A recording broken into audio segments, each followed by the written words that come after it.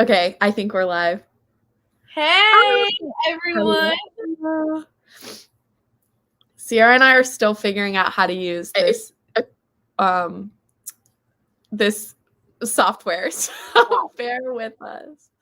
Yeah, I'm also pulling up my Goodreads on my computer, so I don't have to look at my phone all the time. That is genius, quite honestly. Yeah, I just have a feeling I'm going to be going to it.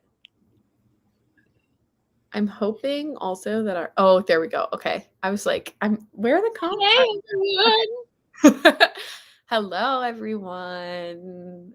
I'm so excited. I need this. I've been texting Sierra all day because I've had a crazy day at work.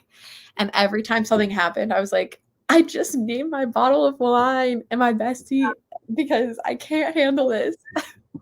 Oh my gosh, I know. It's been a weird week. I had my best friend from Massachusetts come and visit me.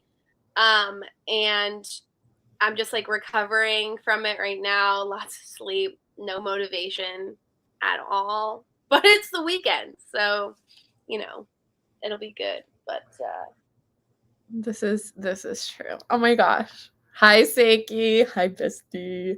Hi, everyone. Hi, everyone. I'm so excited to see you all here. I'm so excited for our little wine night. Yeah, I hope the format is good. I feel like if anyone out there is Books Unbound fans, I took this idea from Ariel and Raylene. So yes, well. And also we can do that's too close. I hate that. I hate that. Yeah. Keep it back there. Keep it back. My face was way up in that.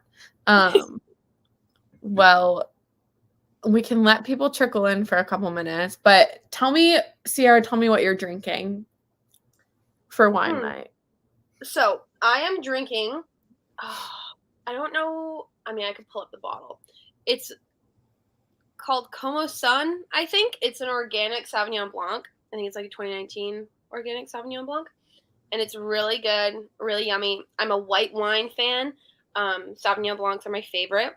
But I also am always down to drink a Pinot Grigio, little Chardonnay moment. I do try to drink red wine from time to time, but that's mostly when I'm out to dinner. So fair enough. Yeah. What about you?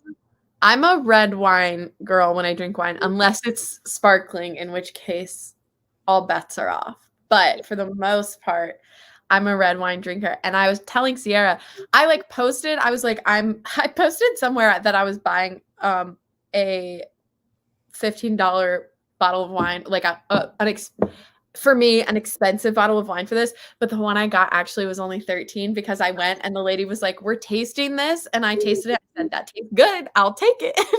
But I have a Pinot Noir because Pinot Noir is my favorite. And it's Sebastopol Oaks. That looks like Lord of the Rings writing or something. It does. It literally is giving Tolkien. It's giving Tolkien. It really is. So yeah, it's a 2019 Pinot Noir. And then if I get through this bottle, because my mom is helping me drink it, then I also have like a sparkling white. So we'll see. Yeah. We'll see. Yeah. I really only drink white when I'm like alone, having a little fun moment. I go to breweries a lot. I don't know if they're really big in the States too, but like micro breweries in British Columbia, Canada, unbelievable. So many. And so I usually drink beer typically. A nice little hazy IPA. Really good. And those are usually the higher percentage, so it's pretty nice. I worked at a brewery for a lot of last year, and we brewed everything like in-house. So I'd like walk through our barrels and our brew barrels to get to my tables and everything. And it was so much fun. And working there made me have a much higher appreciation for beer than I did before. Oh yeah. I was like, all beer tastes the same. But then when I started working there, I was like, it does not. Oh yeah. Yeah, like my favorite brewery in Nanaimo where I'm living, it's called White Sails, and it's amazing. And they have these like massive like stainless steel, probably like just barrels, I guess you would call them, or like just massive. But you can see them all making it like right there, so it's really cool and like it's interactive in a I way. love being able to see the process. We would have sometimes our brewmaster, if I got there early enough for my shift, he would be like back there brewing. And when he was working on certain beers, it would smell really weird because it smelled like yeasty. It smelled like really like yeasty bread. Yeah. And so we'd watch it and be like, what is happening? But it was a cool experience. I liked it a lot. Yeah. I'm looking at all the comments and I love seeing what everyone's drinking. Yeah. So for me here, it's 6 p.m. Like Pacific time. Sally, it's 9. So I'm curious if there's people that it's like morning time for them or something in Europe, because I saw some people drinking some iced matcha lattes. If it was like 10 o'clock p.m., I'd probably be drinking a tea along you all. Probably a nice little chamomile lavender moment. If it was 10 p.m., I'd probably be drinking a gin and tonic, if I'm being honest. But passion fruit cider, that sounds so good. Yeah, sangria girl. Quiet now, because you're a white wine girl. That's my girl. Stay hydrated. Yeah, stay hydrated however you choose to. But, oh my gosh, it's just so crazy here. 8 p.m. Where's that? No, like, Mel. Stop being sick right now, Mel. Stop it. Just stop. Oh. Stop. And it occurred to me that that's something I could do, Camilla. It's funny. Ooh, Moscato Morgan. I love that. Ooh, Megan. Yeah, that's me right there. Same, that's Jennifer. Pinot Noir. Basic. But it's so good. Okay, Mel. I'm glad you're trying. Yeah. I'm just going to scare the sickness out of you. Oh my gosh. Olivia's in Mexico City. I was like trying to think of like the line of time differences. So that's like, is that called Central? I think that's Central. It's like if it's 8, Mountain. If it's 8 p.m., yeah. So crazy. Oh my goodness. Well, everyone, congratulations on making it halfway through the Summer Splash Readathon. Can you believe? Snap it up, guys. Yeah, I thought about that today and I was like, I feel simultaneously like it just started and like we've been doing it already for a month. So I'm very confused, overwhelmed by the fact that it's halfway through. I definitely was like, I was looking at my bingo board today and I was like, I gotta get on it because there's a couple things that I'm like, I really thought I would have just would have already done by now. Oh yeah. Same here. I'm lacking a smidge. Because I had Lapvona mull over from June to July. I was really close to finishing it, but it was just right on the cusp. If anyone loves Moshfegh or is looking to read Lapvona, let me know, because I think it's been my favorite Moshfegh, and the only book that I haven't read by her is her short story collection. So I'd say I'm a pretty heavy Moshfegh fan. They're not, but Lapvona was so good. But a mosher, if you will. That's one would say a mosher. Her fan base has to be called the Mosh Pit, right? Oh yeah, I feel like that's 100% what we're called. But yeah, there's a lot of like little books that I have on the agenda that I can like read in a sitting, but I just haven't had the time to sit down and read. And I'm a big audiobook person, so I've been waiting for my holds to come in and stuff. And yeah, I read Lapvona, Winn-Dixie, amazing, and Murder on the Orient Express, the like only Christie I've ever read. Hopefully, there's not many Agatha Christie fans in here because I thought it was pretty lackluster. I kind of think that might be a hot take, but I haven't read any Christie. Yeah.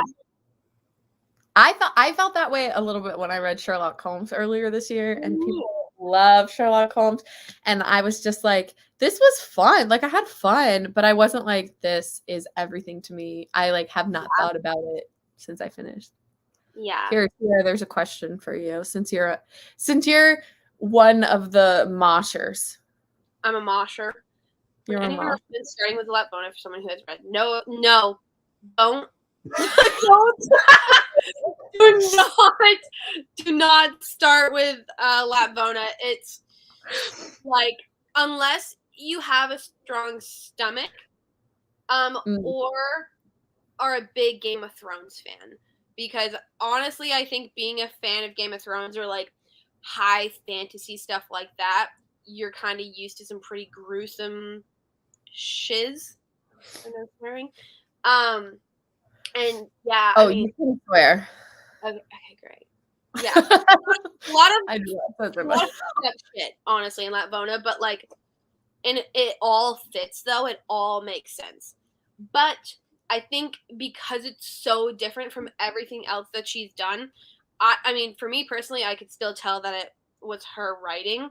Like, I've heard some reviews say like it completely doesn't sound like the same voice as Moshfegh's other books. I don't agree with that, but I would probably, depending on your mood, I really like Death in Her Hands. That was my top Moshfegh before I read Lapona. So I've heard mixed reviews on it, and it was one of the lowest rated books I had in my Goodreads, and I was like, nah, I don't believe it. And I saw a lot of reviews were like, this isn't a murder mystery, but it's not meant to be a murder mystery, really. It's kind of like, not to bring up controversial stuff, Where the Crawdads Sing, where it's not necessarily a murder mystery. Like I don't know why they did that for the trailer, but it's a bigger story than that. And that's what I think with Death in Her Hands, and I feel like that would be a good place to start. It's not too out of pocket. Like, I'd say even My Year of Rest and Relaxation is a bit out of pocket, and that's one people usually start with. Like, I started with that, but I'd say Death in Her Hands, because it's just a stream of consciousness writing. No plot, no plot, but I love My Year of Rest and Relaxation. I've not read any other Moshfegh, but I love My Year of Rest and Relaxation. Oh yeah, I mean, like, I too also loved it. And I think other than McGlue, I've listened to all of them on audiobook too, alongside a physical copy. And but I do have to say, Lapona was the first book Ottessa narrated herself. And I didn't know that. It was amazing. Like, I highly recommend reading it with the audiobook because it's so good. But I got it off of Audible, so don't hate me. Audible. I use Audible. I don't know how to cancel my subscription, but it should be out on like Libby probably pretty soon, just because it's so brand new. They probably put it on the bigger platforms. Yeah. I love this question that Camilla sent. Oh man. What has been your favorite summer? I'm trying to think. There have been so many good ones. Okay, I have a couple. I have like two and then a joke answer, but I loved seeing everybody's cover recreations for the Instagram challenge, because everyone was so creative, and literally every single cover recreation I saw, I was like, this could be on the shelf in Barnes & Noble and I'd buy it. Like, there were so many where I was like, this is better than the original. Like, yeah, people were so creative with that, and that was really cool to see. And I also think like watching Aquamarine with everyone, like that, my inner child is still flying high from that, because I watched that movie nonstop as a kid, and to watch it again, like with a bunch of people who had seen it and a bunch of people who hadn't, was so much fun. So I'm really excited about all the other movie nights, because we had such a blast. Oh. And then my joke answer is this morning during the reading sprints, when Instagram cut me off because I was listening to music that was apparently copyrighted. And I didn't think that was a big deal on a live because people weren't paying for it. So I was like, I'm not soliciting this music. Like I just had it on the background, so I didn't understand. And I started again, and then we had to read like in silence in the void. And then that was the moment my dog decided to get up and start like moving around and being so annoying. And it was just kind of a chaotic shit show, but it was also really funny. And everybody was like so kind and patient with me through that. So I would say those are my answers. That's so funny. Oh my God. I think I'd probably say, I mean, the last live that I popped into was so funny when I was on the boat going to get my friend in Vancouver. And like, I felt so vulnerable for recording in public, and my Wi-Fi was really bad. So sketchy. That was so iconic. So fun. I just remember the baby wailing in the background and you being like, sorry, I'm on a boat. I don't know what to tell y'all. But I see Morgan. She's shouting out Lisa's pizza cover recreation. I wanted to shout out, I don't remember who it was, so my apologies, but the Prozac Nation cover. Whoa. That was their @, is Dan Likes to Read. I think their name is Danny, but I know their @ is Dan Likes to Read, and that was so sick. I think that was my favorite. It just makes so much sense, and I'm honestly surprised they haven't reprinted that book with an alternate cover, if I'm being honest. Yeah. I also think I'm just like showing some comments at the bottom, but I also think that like, so Lisa's was The Exorcist. That was the sickest thing I have never in my life been interested in reading The Exorcist until I saw that cover, and I was like, top of my TBR. Absolutely top of my TBR. Little spooky TBR moment. It was so sick. Everybody's was like, they were all so amazing. So artistic. So I was a big fan of that. I'm hoping, I haven't seen very many meals or bevies that people have made yet for this week's challenge. I know what I'm doing, and I'm doing it tomorrow. So I'm hoping that people are going to do that one too, because I love food. So I'm trying to think what I could do for like whichever book that I just thought of this, and this is really, really niche and out of pocket, but people who have, this is what I'm currently reading. I'm reading Parable of the Sower. And I was thinking cornbread, water. You're like, potable water. Yeah, potable, drinkable water. Or maybe I'll like do some like water filtered tablet water from the ocean or something. Oh my God. I was like, can I buy acorns at the store and make acorn bread? Because they're always talking about acorn bread. They're talking about it all the time. And I was like, certainly not. Certainly that's not an available ingredient to me unless I want to forage. And I don't have time for that this week. Yeah, I wish I had a Trader Joe's near here, else I'd go get some dried mango and turkey jerky or some dried meat. Oh my God, yeah. Just a camping pack. You're just making a camping pack. Yeah, I know. I did see the salad, and I was stoked about the salad. I haven't shared it yet, but I will. It's going to go in the roundup, so just you wait. But yeah, I know it's like kind of a weird challenge because it depends on the book you're reading. But like, I read Shara Wheeler this week, and so I thought about doing like some kind of Taco Bell recreation because they eat a lot of Taco Bell. And then a turducken is like a big joke in that, and I was like, I'm absolutely not cooking a turducken. But I was literally like, what if I don't read something in time that like I can do? So, but I think even like picking something from a different book that you really enjoyed. Like I was like, I'm looking at The Hating Game right now, and I just immediately think of strawberries and strawberry shortcake. No, because that's what I'm gonna make tomorrow, but it's not from The Hating Game. Oh! I'm gonna do strawberry shortcake. This might be cheating because I'm gonna do it based on a book I'm about to read. But I'm about to read Braiding Sweetgrass, and I've heard so much about the oh my God, the strawberry chapter. Yeah. So we have like a family strawberry shortcake recipe that's like the best thing I've ever eaten. It's like literally my favorite thing in the world. And so I was like, I'm definitely gonna make strawberry shortcake tomorrow and do it for like that chapter. So Oh my gosh. yeah, I was like, definitely. Yeah, gonna make something from Charlie and the Chocolate Factory. That's so perfect. That's so perfect. That's so nice. Tessa, you bought Parable of the Sower. Yeah, like, it's a crazy book. I'm buddying reading it with Sally and Seki, who's on the live stream right now. And, like, reading it after Lapvona, ooh, it's it's a little much. I'm definitely gonna need to take a little breaky from it. I'm like 70% of the way done.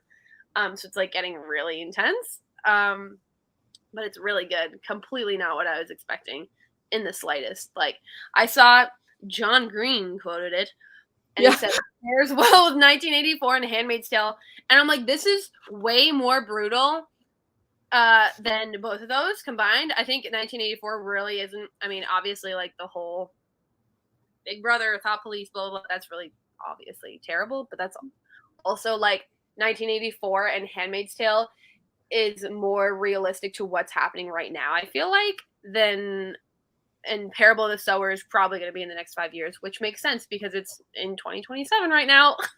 It's also like, it's, I think for me, like when I was reading Parable of the Sower, that one was so anxiety inducing for me because the climate crisis was my main, like stressor. Yeah. Like I try to explain to like my mom and to like other adults all the time.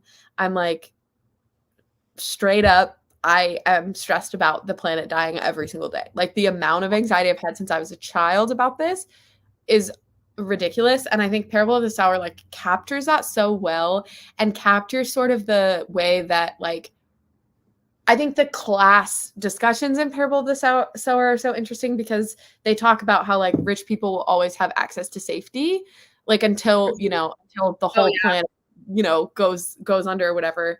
But really, it's like middle class and lower class people that are going to suffer the worst of it. And so even in this, we're following like a middle class family, and they talk about the people who are even like lower on the totem pole, and it's so like. It's just so brutal. And I think it's the first thing I've ever read that's fiction that I feel has accurately touched on the fact that climate change is both a class and race issue. Oh, yeah. It's not just an environmental issue. Not many things actually talk about it like that. And the fact that it was written in 93, I just have to keep looking at the copyright because I'm like, there's no fucking way that this woman just predicted all of this shit like 30, 40 years in advance. It's just unbelievable. And that's so true, Sally. Like intersectionality and like climate fiction is just not really common, I feel like, unless I'm just ignorant and I haven't found it yet or something. But I've been meaning to read this book for a long time because I heard it's like the climate fiction book. But what I appreciate, it's like, yeah, we're following a middle class main character, but she's also a person of color. And it just, the different dynamics that you're seeing in this book is just unbelievable. It's just so crazy. Like, it's really brilliant. And I think I'm really excited. I'm going to read Parable of the Talents too soon after the readathon, which is the sequel. And I just feel like I thought in the foreword by N.K. Jemisin, there was she talked about the fact she or they or he. I'm not sure of the pronouns of that author. I've never read it. Yeah, but to be safe, I'll use they. But they were I know so many people have told me that Parable of the Talents is so much more brutal that it's like times 10, and I'm like so afraid. Really?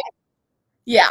But N.K. Jemisin was talking about how the book, how like when they first read the book, they were like, oh, this main character is sort of like precocious and a little bit like, I know everything, whatever. And then as they read it again later and then again later, they found so much truth to it. And so it's interesting to hear from someone who read it like when it came out and their reaction to it. And I think like I think like intersectional sci-fi, like you were saying, is becoming much more much more readily available now, because like we literally don't have the privilege of ignoring the climate crisis anymore. Like it's happening to us right now.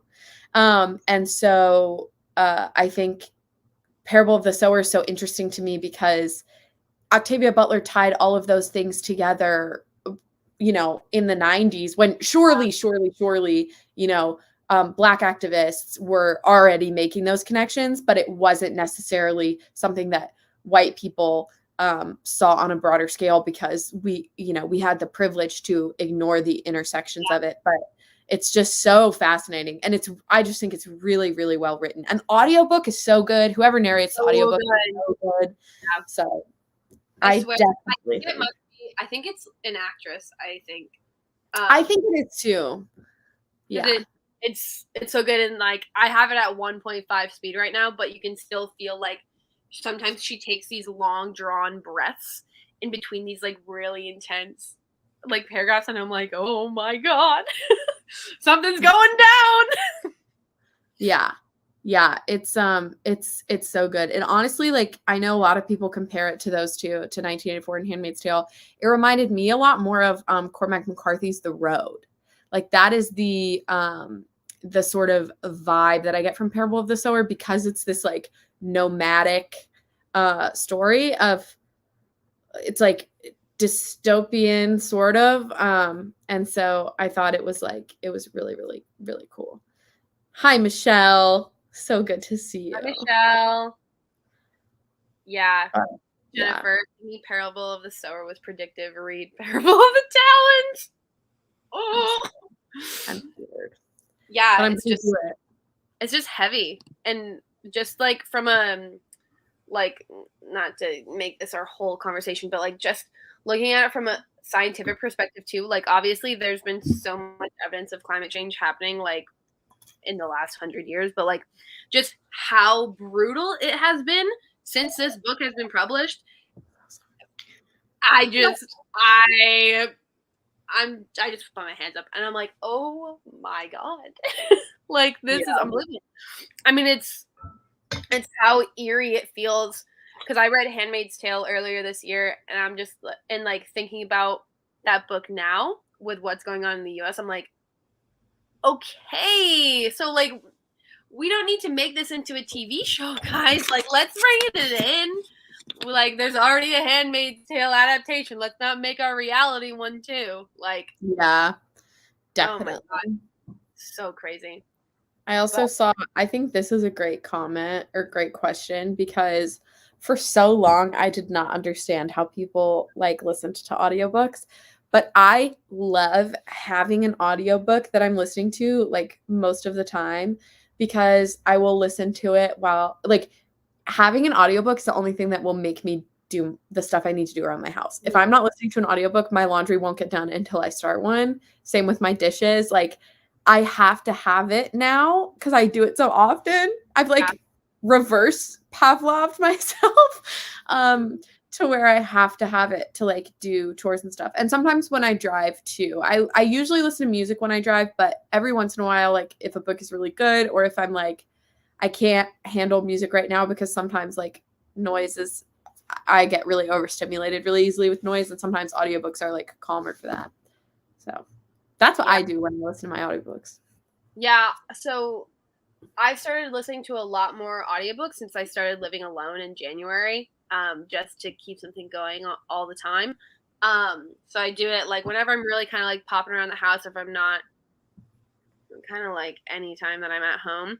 And then, but I also work in a research lab, and I work alone, probably 85% of the time.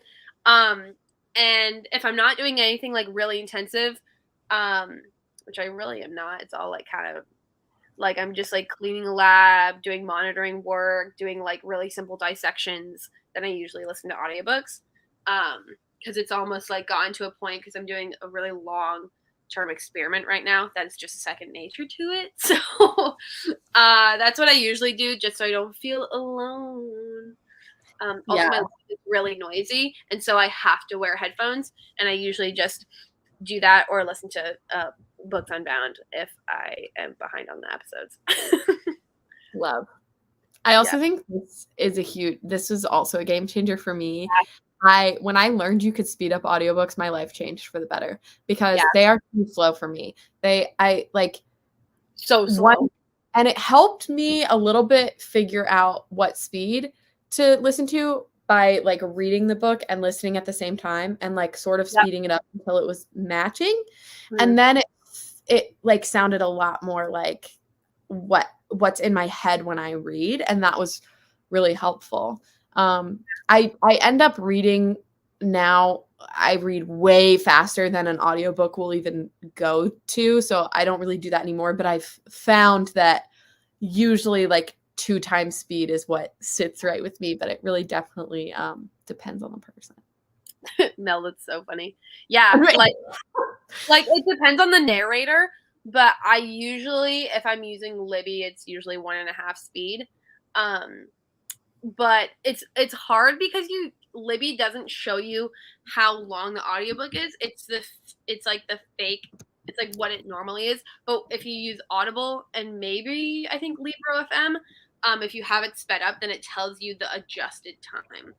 Yes. So nice. It's so nice because that's the other thing is like my like inner I need to finish because like one of my like OCD compulsions is like I find it really difficult to start anything until I finished another thing. Yeah. And so I'm the same way with books. Like I'm only right now sort of dabbling in reading more than one book at the same time. And if I do that, they have to be 2 different formats and 2 different genres. So it would be like an audiobook and a physical book in 2 different, like my OCD just doesn't let me do the same thing in 2 different whatever. And so that is seeing the adjusted time is really helpful for my mental health because I know how like this sounds so stupid because if you listen on normal speed, you obviously know how much time is left. But when I speed it up and see that time shrink, I'm like, okay, I now have 6 hours instead of 10. Yeah. Until I start a new book. And for whatever reason, like in my little brain, that I need that. And I think that's so helpful too, like because I also read multiple books at a time usually, but they have to be different genres or they have to be completely just like different themes. Like I'll usually I always have audiobooks going just because that's just what I listen to at work. But I usually try to have a nonfiction and a fiction going. But I also like I'm starting to get into the routine of having like a workbook and then a nighttime book because then I'll like decompress. But I have to be picky about it because I don't want to have nightmares. So I can't read anything super weird. I'm lucky I don't really get nightmares. I remember I read The Shining last year and I would read it till 2 a.m. and then go to sleep and I'd be fine. But honestly, like the dreams I have are so weird. This is very tangential, but I have dreams that like could happen. Like it is normal everyday stuff in my life. Mm-hmm.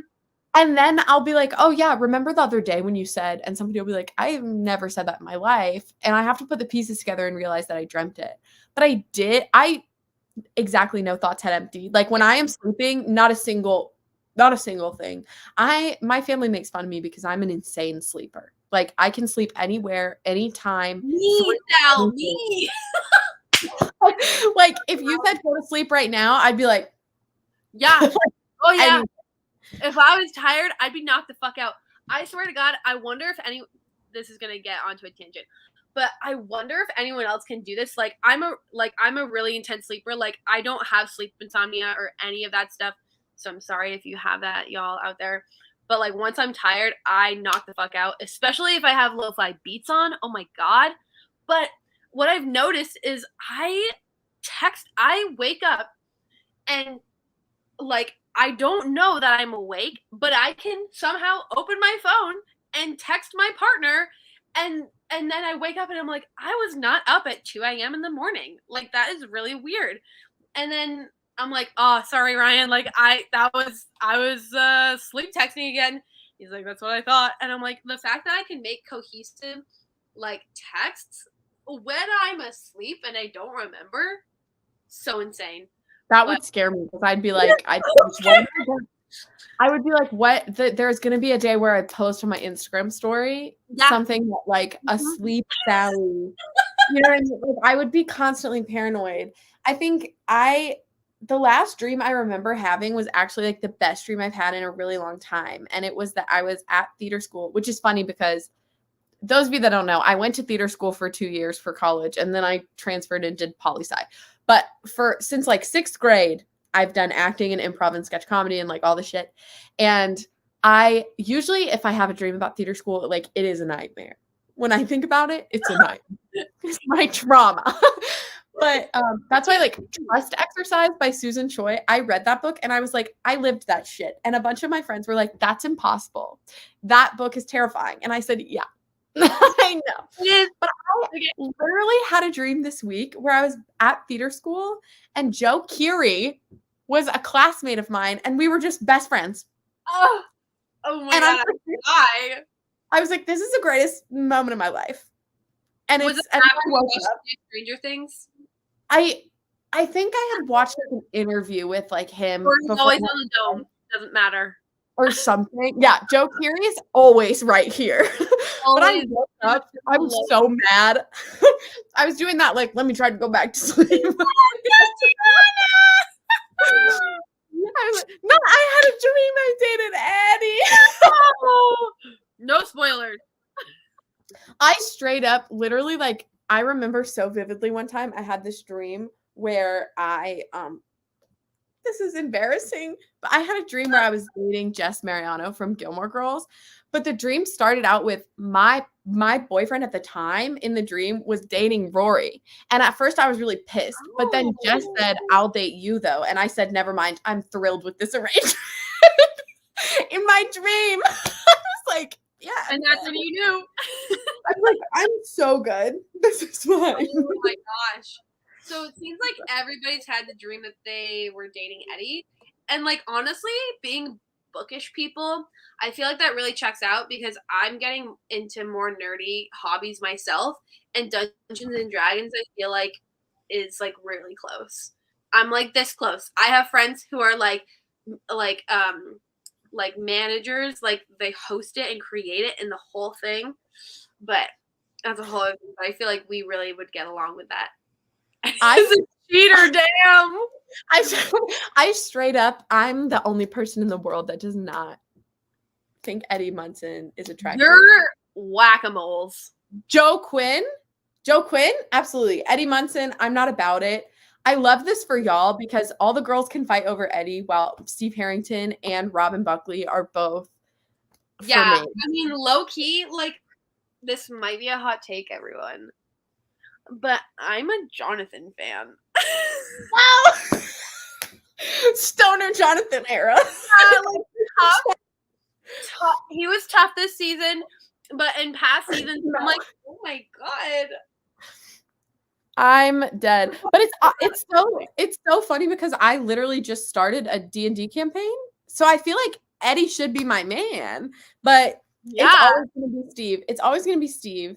And I think also literally one of my favorite Stranger Things memes I've ever seen. Exactly, Michelle. Exactly. Give me Steve and Robin. Give me both of them. But I literally think my favorite Stranger Things meme I've ever seen was like Steve when Dustin starts talking about Eddie, and it was like, welcome home, cheater. Like this giant sign that said welcome home, cheater. And I was crying, and I feel like that's what's happening in our chat right now to Eddie. I do love Jonathan. I know. Like, see. That's valid. I love Jonathan. Yeah, they did screw over Jonathan. I don't know what that was, but I'm like Harry Styles. I'm scared we're gonna get close to spoilers, and I don't want to spoil anyone, but yeah, that's fair. That's fair. No Stranger Things spoilers. Winona Ryder, Maple Tree. I get it. Like me with Hopper. Oh my God. If anyone watches Nicole Raffy's videos, if you've watched the recaps, dude, oh my God, when she was like, oh my God, like I just really love Winona Ryder's haircut this season. Doesn't mean anything. There's no reason at all. Showing her. You're done. Taylor, you're done. You're done. No, Taylor, no, I get it. Nicole was right. He's dumpy. Vecna does. No. Like, literally, I'm not even kidding you. I think 15 minutes before I started this live, I watched the video of Jamie Campbell Bower, who plays Vecna, reading thirst tweets about Vecna. And in the video, he was like, "Are you all okay?" So that's my question for y'all. Don't say it's the Bays, Mel. The Bays. I am also, this one, that part. Vecna reminds me of the Grinch. Solve world hunger, tell no one. That is Vecna energy. That is so funny. I'm screaming. I cannot. I cannot. No. Please. Oh my gosh. I'll watch Stranger Things too. That's fun. I'm dead. I love Stranger Things so much. But I think somebody said we need a bucket hole. We need to bathe in a hole. I'm gonna fill up my glass. Yes. Go fill up your glass. I saw Gabrielle's question, any upcoming shows y'all are looking forward to? And that is a really good okay, before we get into that, I literally thought that the whole time I was watching this season. I was like, he literally sounds like the Grinch when he's calling Max the dog. Max. It's disturbing. It's disturbing. He does stand so weird. Why is his stance like that? His hips are giving Grinch. I'm dead at this. This question has me curious because I feel like yes, but I'm currently no thoughts head empty. But I do think I recently obviously like Stranger Things 5, but I also recently watched The Summer I Turned Pretty. And it was so much fun. So I'm excited for the second season of that. And I feel like there's a show coming out soon, like another season of a show coming out. Oh, no. It's what I'm currently watching season 3 of Barry. I love Barry. It's so good. Wait, never mind. And then Daisy Jones. I haven't read Daisy Jones, so I need to read it before. You have to. Anyone who hasn't read Daisy Jones, you have to read the audiobook. You have to do the audiobook. I really want to. I wasn't going to read it after I read Evelyn Hugo and hated it. But then I read Malibu Rising and loved it. Sal, let me be honest with you. I know. I hated it. I'll die on that hill. I will die on that hill. I did not like that book. I loved Malibu Rising, though. Yeah. That was good sibling dynamic. I don't like famous people. I was like, I'm so bored. Oh, well, yeah. I love the drama, and I love. She was just so like, I'm famous the whole time, and I was like, yeah, I fucking know. I'm so bored. Have any other personality trait? Have a single other personality trait. Was my. You thought the Daisy Jones audiobook was bad? This is a hot take. That's a hot ass take. You better come out with your response, Mel. We've got you. On there. Okay, wait. Taylor saying excited for the rest of the season of Love Island. I haven't watched it yet. No spoilers. I'm about to start it. But I am excited for the new season, which I also haven't started, but it came out. The first episode came out this week of The Bachelorette because it's 2 bachelorettes for the same pool of men. What? And that is going to be such a fun time. No, that's fucked up because no. Okay. Little backstory. I was really fucking into the Bachelor franchise for a very long time. Like, my first season was Caitlin Bristow's season. I don't know who that is. Bristow. I've only been watching since like she's one of the hosts with her name? Tasha. Tasha. She's on the host with Tasha. But I haven't watched the last couple of seasons just because they got really, I don't know, sketchy for me. But Bachelor in Paradise is supposed to be happening, so I guess that's what I'm looking forward to because I love Bachelor in Paradise. I haven't watched Bachelor in Paradise. At all? I think I watched like one episode, but I didn't like That's psychotic. All of the people that were on it, I was like, I don't like these ones. I was like, they're not my faves. I loved, first of all, the number of times in my life I have said, I did fuck in the windmill, and I fucked 4 times in the windmill, and I'm still a child of God. Hannah. What? You sound like Hannah. I know, that's what I'm saying. Oh my God. And I'm still a child of God. Like, that is the most iconic Bachelor moment of all time. Nobody can tell me otherwise. I did fuck 4 times in the windmill. And when she said, you need to leave, I'll walk you out. You need to leave. I was like, Luke. That was Luke. Oh, brutal. Luke. Wait, so a little about me, I love reality TV. Like, I'm a slut for reality TV. And I'm seeing someone mentioning, Are You the One? Are You the One is so Everyone good. Queer? I'm sorry. I haven't seen that one. Oh, you gotta watch Are You the One? Like, no. I love Are You the One, but I haven't seen that season. Yeah, no, I haven't seen this yet. I'm curious. One that I'm really looking forward to is the new season of The Challenge. I don't know if anyone watches that. I love The Challenge. Proof that Sally's must be so true. I can turn the accent on when I feel like it. That honestly, it was like I was a little scared. Honestly. It's jarring. I know. It's a little scary. It's the way when I lived in Chicago and I could just do it, and people were like, "What the fuck?" Because one half of my family's from Chicago, so I can also just like turn on the Chicago and do the Midwestern. And my Southern friends are like, whenever I would get back from a trip from Chicago, they would be like, "Why do you sound like that?" So then whenever I go to Chicago, they'd be like, "Why do you sound like that?" So it really flip flops. Wow. What is MAFS? Yeah, I don't know what MAFS is. Is that an acronym that I just don't understand? It's so queer and chaotic. I do love Are You the One though, but I haven't. When I was watching Are You the One, that season wasn't out yet in whatever. But Married at First Sight. Oh, yeah. I love Survivor, Mel. Mel. The Survivor? Oh my God. I was gonna say Survivor, but I was hoping there were some Survivor fans. Like, I swear to God, days you're gonna see me on Survivor. Just you wait, guys, because like since I was a mere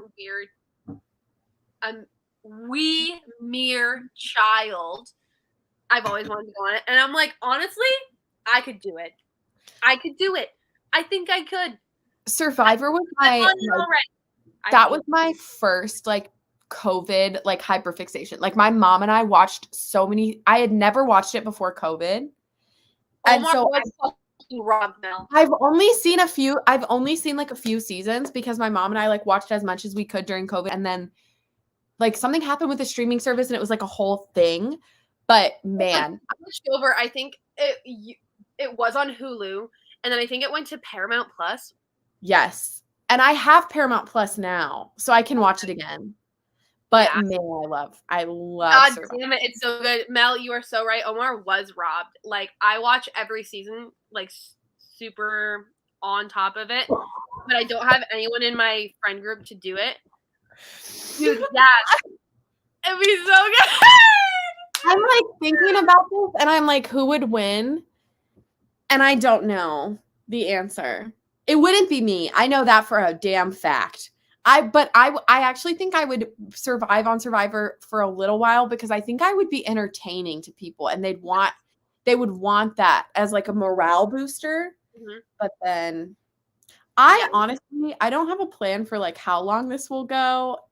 Until everyone's like, I want to leave. I mean, not forever, obviously, but like until we Whenever have to. you guys aren't geeking And out anymore, I guess. Also, we can do more book content too if you want, but we just started reality shows, and I go crazy for that, especially Survivor. I'm so excited. Like, I think every time I'm like, damn, I should get good at like video editing because then I can make a really good Survivor like video thing. I feel like Survivor is like, it's just a different world, man. It's just a different world. But I was gonna say, y'all feel free to, I know if it always feels weird to be like, ask us questions about ourselves. But like, if you have any questions, feel free to ask them. Yeah, man, it's an open book, guys. But yeah. Also, okay, Gabrielle said this is fun because the answer is we haven't. We haven't. We're not friends. Sierra, I remember literally like from the beginning of my YouTube channel, Sierra was always in the comments. And I was like, who is this Sierra Gray bitch that's always in my comments? And then like she followed me on Instagram and I followed her back. And then she subscribed to my so we were like kind of like whatever, would sometimes DM on Instagram. And then she subscribed to my Patreon. And then I asked her to be part of Summer Splash. And like, I don't know. It's just like she's been there since the beginning, and I was like, I want to be friends with her. So I think at one point, cheated. I don't know. I literally texted Sierra and Seiki at one point, and I was like, I want to be friends with y'all. So please be friends with me. They were like, yeah. I'm like, it's so crazy. No, this is iconic because same. Yeah, John, that's very funny. That is so funny. Yeah. And I would just like to say that my ankle during the challenge. I literally think that one of my favorite facts about myself is that when I went, so I had to graduate during COVID from college, which sucked, but I went back for our outside ceremony and there were only like 10 people I went to a tiny fucking college. And we separated our graduation by department. So there were only like 10 people in my department. My graduation ceremony lasted less than 10 minutes. And it was great. I loved it. And I literally decided instead of getting like professional pictures or like cute like capping down pictures, I decided to go to every staircase at my school that I had fallen down in my time there and take pictures on those stairwells. So I have like a folder of photos that's like just me sitting on stairwells or like standing on the railings of the stairwells that I fell down. So that was my like graduation photo shoot. So I would also be the person that airlifted out because I would literally trip on sand, like on a beach. Yeah. Trip over a little root. Oh God, the root, man. Yeah, the roots here in BC are really brutal. Happens a lot. Roots are rough. Are you Canadian, Sierra? No, I'm trying to be. So here's the gag, guys. I graduated from university, like undergrad, last May 2021. And I was like, what the fuck am I gonna do with my life? I've gotten rejected from all the graduate schools I applied to. For context, I'm a marine biologist, and I was applying for master's programs. And I'm like, oh my God, that's so fun. My mental health is through the shitter because academic success is all I've known. And then I stumble upon a program like post about a master's in Canada on Vancouver Island, and you start in September. And I'm like, you know what? Nothing's holding me over here. And I'm originally from Nantucket, Massachusetts, which is in New England. If you know New England or Massachusetts or whatever, I basically tell people Boston here because Boston is what it is, and then they're like, "Oh my God, like you don't have a Boston accent," and I'm like, "No, I know because I'm civilized." Sierra's like, "I'm gonna park the car and have it, yeah, yeah." Yeah. So long story short, I'm here for a master's program, but depending on what happens after, I may become Canadian. But yeah, That is so exciting. Yeah, it's a fun little ditty that's happening in my life right now. But it's weirdly hard to make friends here, because I moved here alone. And like you think like it's not that hard to make friends, like whatever. But it's hard. So then I started book stuff, and then I talk to all of you guys now instead, and it's fun, and we can talk about books. I'm trying to convince Sierra to start a YouTube channel. Yeah, guys, like tell me if that's a little ditty that you'd want me to get onto, because it's pretty fun. But yeah, I'm just staring at all my books right now, like all the things I gotta read. Oh my god. What I want to hear, what are your guys' like closest or like the most, what's the fucking word? Excuse my language. Like looking forward to book. Like that's not part of your TBR, but one that you're really trying to get to as soon as possible. One would say perhaps a mashed potato book, if you know. A mashed potato book. Yeah, but yeah, like I'm looking at mine right now. I have Sylvia Plath's poetry collection, Ariel, that I really want to read. But I've heard it's really sad, so it's like I have to be in a good place. I'd be in a good place to do it. Yeah, Mel, subscribe. I would love the sassy comments. Oh my god, Tessa, don't. You're literally going to make me blush. That's so... Oh my god. All the people want it. Oh my god. Fine, I'll work on it. I don't know what my like biggest mashed potato book is right now. Like, honestly, you know what I'm gonna go with? I'm gonna go with I want to read another Vonnegut really soon because I loved Slaughterhouse-Five last year. Like immediately went on my favorite shelf. I've been wanting to reread it since the moment I finished it. And I've been dying to read some more Vonnegut, but it just hasn't. I will say the one thing about being a booktuber that's like sometimes difficult or weird is that you have these set TBRs that you kind of have to follow because, well, depending on what kind of booktuber you are, because I do a lot of themed videos. Like when I'm doing a video where I have to read like it's the 1930s, like that 2 weeks is like sorted for me because I'm reading those books. And so sometimes I do get a lot of books I have to push off that I really, really want to read because of my TBRs. But I would say I really, really want to get to more Vonnegut. Specifically, I want to read Breakfast of Champions and the one that a bunch of people commented on my video, Sirens of Titan. Yes, Mel, Sirens of Titan. Oh, yeah. I really want those. There's one that I want to read. I want to read Galapagos. Really Is that? That's Vonnegut too, right? Because I haven't read any of them yet, but you are really pushing me to read one. But I don't know if like Slaughterhouse-Five would be the right vibe for me to start from the jump. Oh, it's so good. It's so good. Yeah, I'll totally do that. Look her up reading her poetry. Like, also this is from Sally too. I've started watching a lot of spoken word poetry because of you, Sal. So good. It's so good. Oh my god! And I was actually at an open mic last night at like a late night cafe in my town, and there were two girls who were like best friends. One of them was from Miami, Florida, and one of them was from the island, and they both did poetry instead of singing, and unbelievable. It was so good. That sounds so cool. Yeah, I have a bunch of actually like local poetry collections like from like BC and like Canada. I'm trying to remember what that one's called. I think it's called None of This Belongs to Me by Ellie something.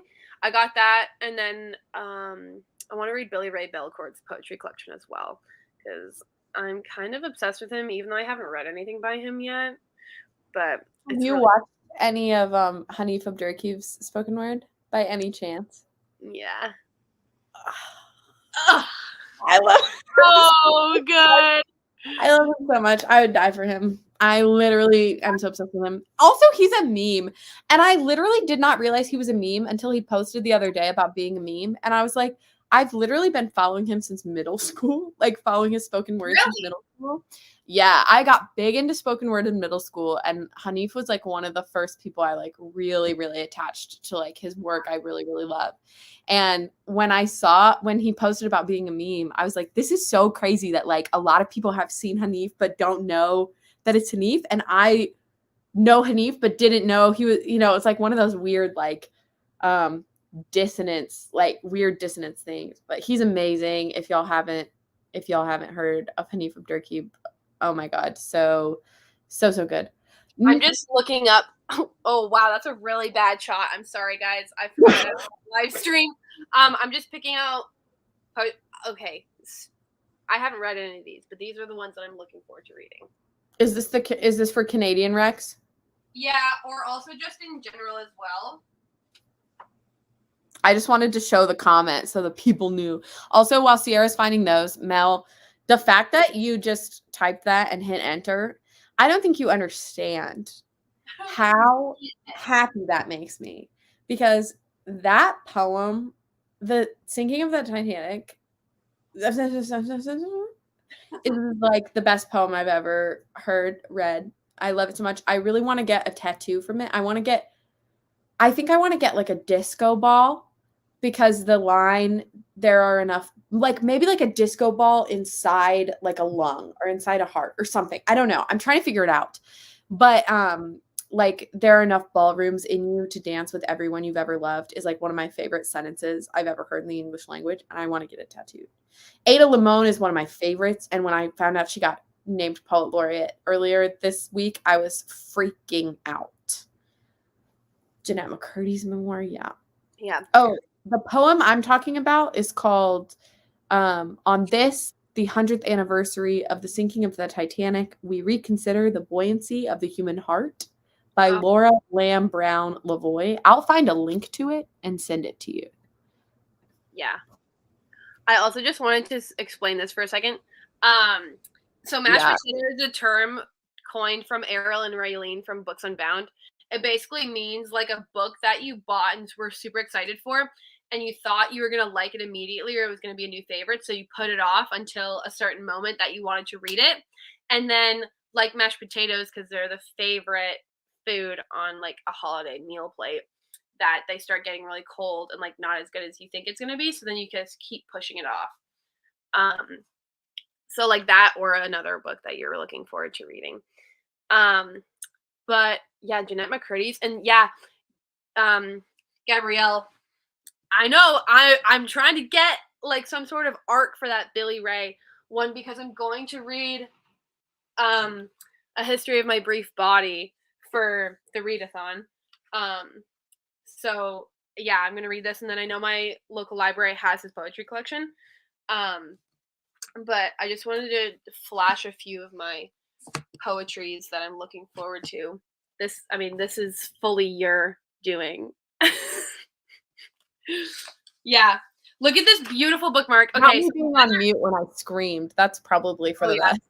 Like, if you guys are ever in Victoria, this is from Monroe's bookstore. Just look how beautiful this. Oh my god. Wait, you know what? I'm going to show you and Seiki something that was supposed to be a surprise, but I'm going to show you because you just showed me that bookmark. So hold on one second. I'll be right. Okay. But yeah, so this is someone that I found from Sally. And specifically, she really liked this one that I also really love. It's called Girl. It's so good. It's a long one, so I won't read it. But there's a spoken word for her, Olivia Gatwood. And she's like younger, but it's so good. She's amazing. One of my favorite spoken word poems is I think it's called This Is for the Girls Who Say No, and it's a co-spoken word poem, so she has another performer with her. And it was at a competition, and it's really, really amazing. But because Sierra's showing bookmarks, I was texting Sierra and Seiki yesterday, and I was like, I have to send y'all something in the mail, because I work with kids. I work at a museum, and I teach summer camp. And the other day they like wanted to draw, but they didn't know what they wanted to draw. So I told them to make bookmarks for my friends. No, So stop. so in the mail on the way to Sierra and Seiki are these bookmarks that are made by my campers. So they all like they rotated and they like, decorated these, and they were like they kept asking what y'all's favorite colors were, and I was like, I'm not sure, but I was like, Sierra's a marine biologist, so they put little fish on here. Oh my god! No, I'm gonna cry. That's like too much. Is here. I don't know if Seiki's still here, but they were really, really excited about it, and they like signed him on the back, and they were super stoked. So those are I'm not kidding, like I may tear up. Like I am a big fat sucker for kids. Like before I moved here, I worked for 8 years on a charter fishing boat where I'm from in Nantucket. And I used to teach kids about all the marine life and like climate change around Nantucket Harbor. And it was just the best thing ever because I'd like teach them how to go fishing and they'd catch their first fish ever. And like they'd go on a boat and they'd see spider crabs and lobsters and like all that stuff. And it was so fun because it was like I was like the fun part of the vacation. So they were all super excited about it. And I miss that job so dearly. I started that when I was 14 and like I did it up until last summer. So I love that, Sierra. Yeah, but it's so fun. That's what I want to do as like a job is like environmental outreach and education. Like I'd love to start like a nonprofit catch and release aquarium like somewhere. That would be so amazing. That would be so amazing. Yeah, they were super stoked by it. And I usually don't get to be the fun educator. I'm usually like, hey, stop hitting each other. My constant refrain is, please don't hit each other. That's not appropriate. So it was really nice to be able to be like, let's draw together. And they were super excited. And today they wanted me to win our teacher race that we had. And I was like, I fully credit this to the bookmarks. So I was super excited. Miss Sally's gonna win. Miss gonna win. I was like, I will not, but thank you. Also, okay, we've got a couple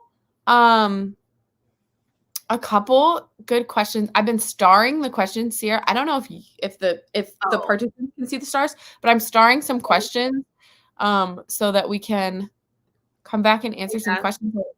I see Tessa's that says super generic. What are your favorite genres? And I'm curious because I actually don't know Sierra's.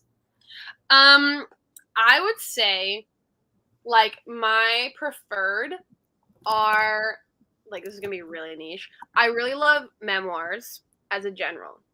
I really love humor memoirs. If you've seen me like recommending anything in the comments or like on my book Instagram, I loved Yearbook by Seth Rogen when I read it last year. It's so hilarious. It's so lighthearted. And I get what you mean, Sally, when you don't like famous people, but there's those certain people that just like they're really I love humble famous people. I think I should have said I don't like fictional famous people because I'm like I have like my few famous people that I like to keep up with, and they're like actually famous people, like Harry, like one Mr. Harold Edward Styles, born February 4th, 1994, in a home chapel. I'm February 2nd. I could have been wrong. That would be embarrassing, but like I have my few that I follow, and fictional famous people, I'm always like, you don't ring true to me based on what I see from the actual famous people I follow. It just seems so like I'm famous, and I don't know. It just pisses me off. Low key, Evelyn Hugo reminded me like when she was young, kind of like Kendall Jenner, if we're gonna be honest. I feel that, I just kept remembering like okay, so she's like in the time where Marilyn Monroe was alive, like okay, valid. But anyways, back to the genres. I love humor memoirs. If you want a really funny memoir, Yearbook by Seth Rogen is so good. He narrates it himself. He's fucking hilarious. Just like you know his voice off the cuff, like you know it. And then he has people come in and guest narrate part of their parts. So Amy Poehler did that for hers. It was great. Yeah. I'm almost like Nick Kroll came in, I'm pretty sure, like so funny. But I really love travel memoirs. Like I really like I read Wild for the first time, and I know that's like a really like basic like book clubby kind of book. But it was so good, and I'm 22. Like I'm not really sure what I'm doing with my life, but like just being able to read about her, and she had a lot of bad shit happened to her in her life, so I feel really grateful for what's happened in my life, and seeing how she pulled herself up from rock bottom is just so inspiring, and it was a real life account of it. And I just feel like Cheryl Strayed, when she wrote that, it was like so true, and she wrote it when she was in her, I think, mid-20s. So I thought that was just so good. But I'm just a big sucker for like nature memoirs, and I know like I'm really close to reading Gathering Moss by Kimmerer, who wrote Braiding Sweetgrass. And I haven't picked it up, but the only person who I've really seen talk about it is Alex. And I'm just like really looking forward to it, because living in BC, I've gotten to be a real fat sucker for Moss lately. But also literary fiction. I'm a literary fiction bitch.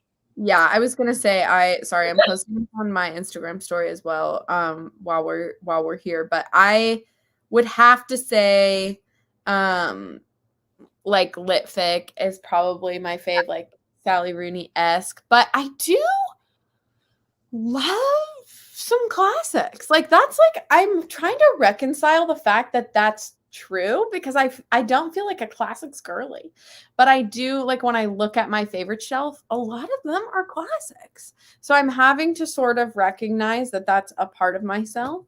And there's nothing wrong with it, but I just don't want to be like I don't want to be a pretentious classics No, lover. but there's a space for it, and like I've read, I mean, 3 modern classics. I've read 1984 and Handmaid's Tale, and I'm reading Parable of the Sower like all this year.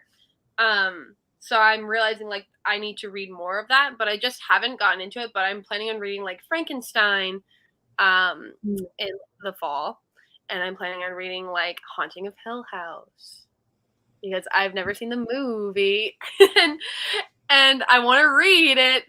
I love Haunting of Hill House so Yeah. much.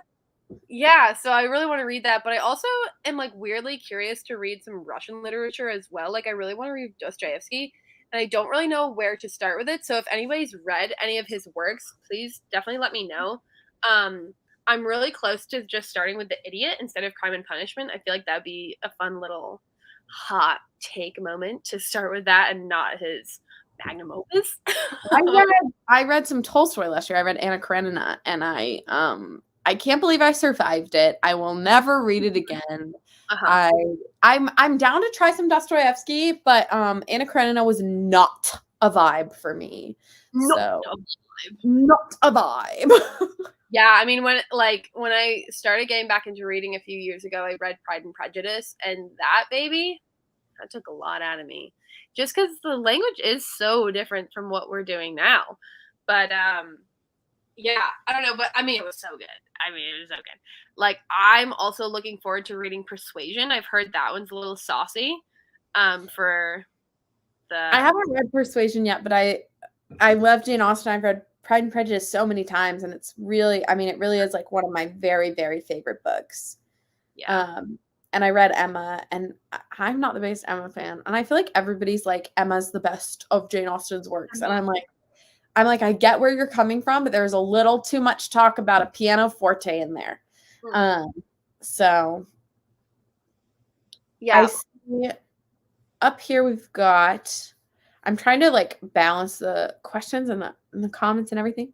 Mel, no. Mel instantly done. But this question is interesting. I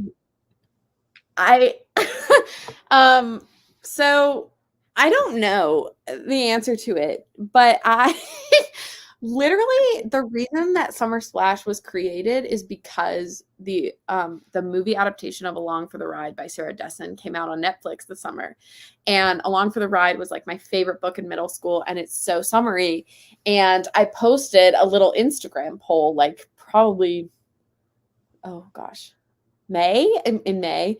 And I said, would anybody be interested in a Sarah Dessen readathon?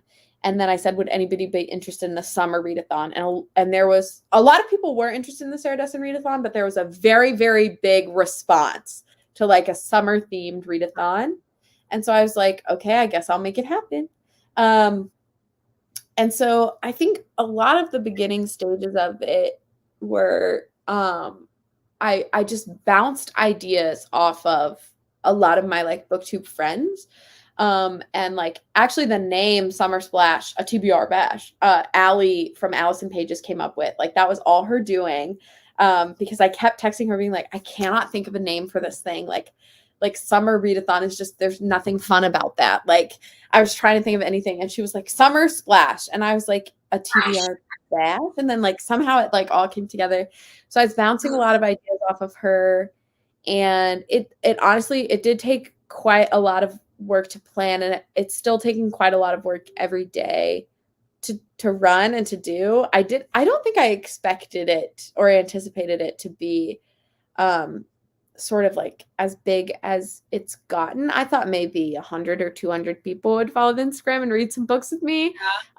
And now it's like 1,200, and I'm been a little overwhelmed. I love it.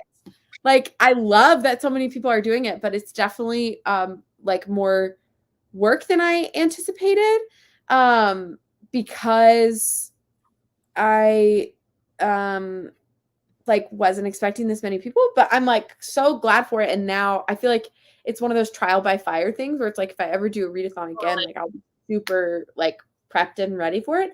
And then I was like, I could do this all by myself, or I could invite a bunch of my friends to come hang out with me and do it with me and like create content. And so I honestly, I had this like form to fill out that was like, if you're interested. And I sent it to like 5 people, but I told those 5 people, I was like, if you have trusted booktuber, bookstagram friends, you can send it to them too. And then I got pretty much, I think everyone who's involved are all the people that responded, because I was like, yeah, everyone's welcome.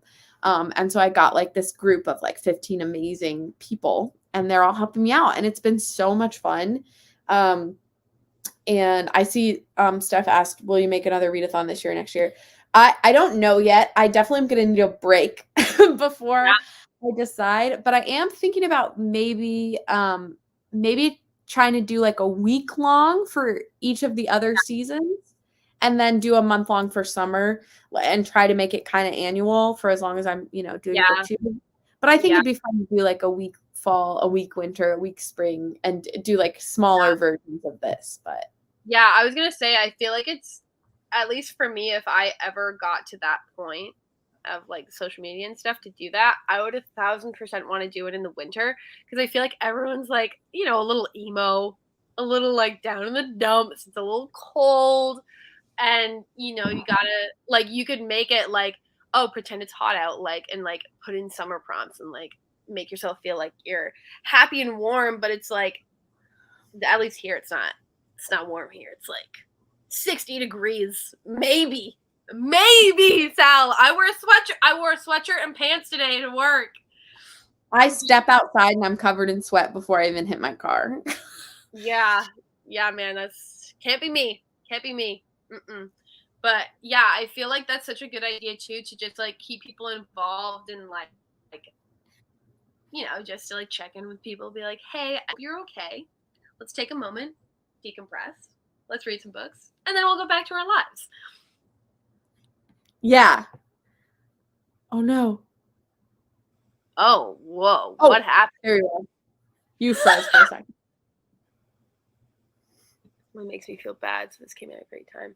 But yeah, I'm seeing a lot of people say it's their first readathon, and honestly, it's my first readathon too. I mean, I sort of participated in Allie's last fall, but a lot of stuff was happening in my life, so it's kind of my first too, and I'm just flying blind a little bit. But I mean, truly, like the community aspect of it has been so lovely, and I love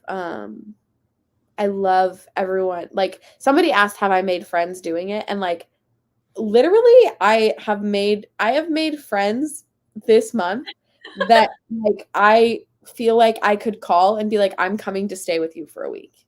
And they'd be like, cool. Like, I've not just, like, made friends, I'm in I've Canada.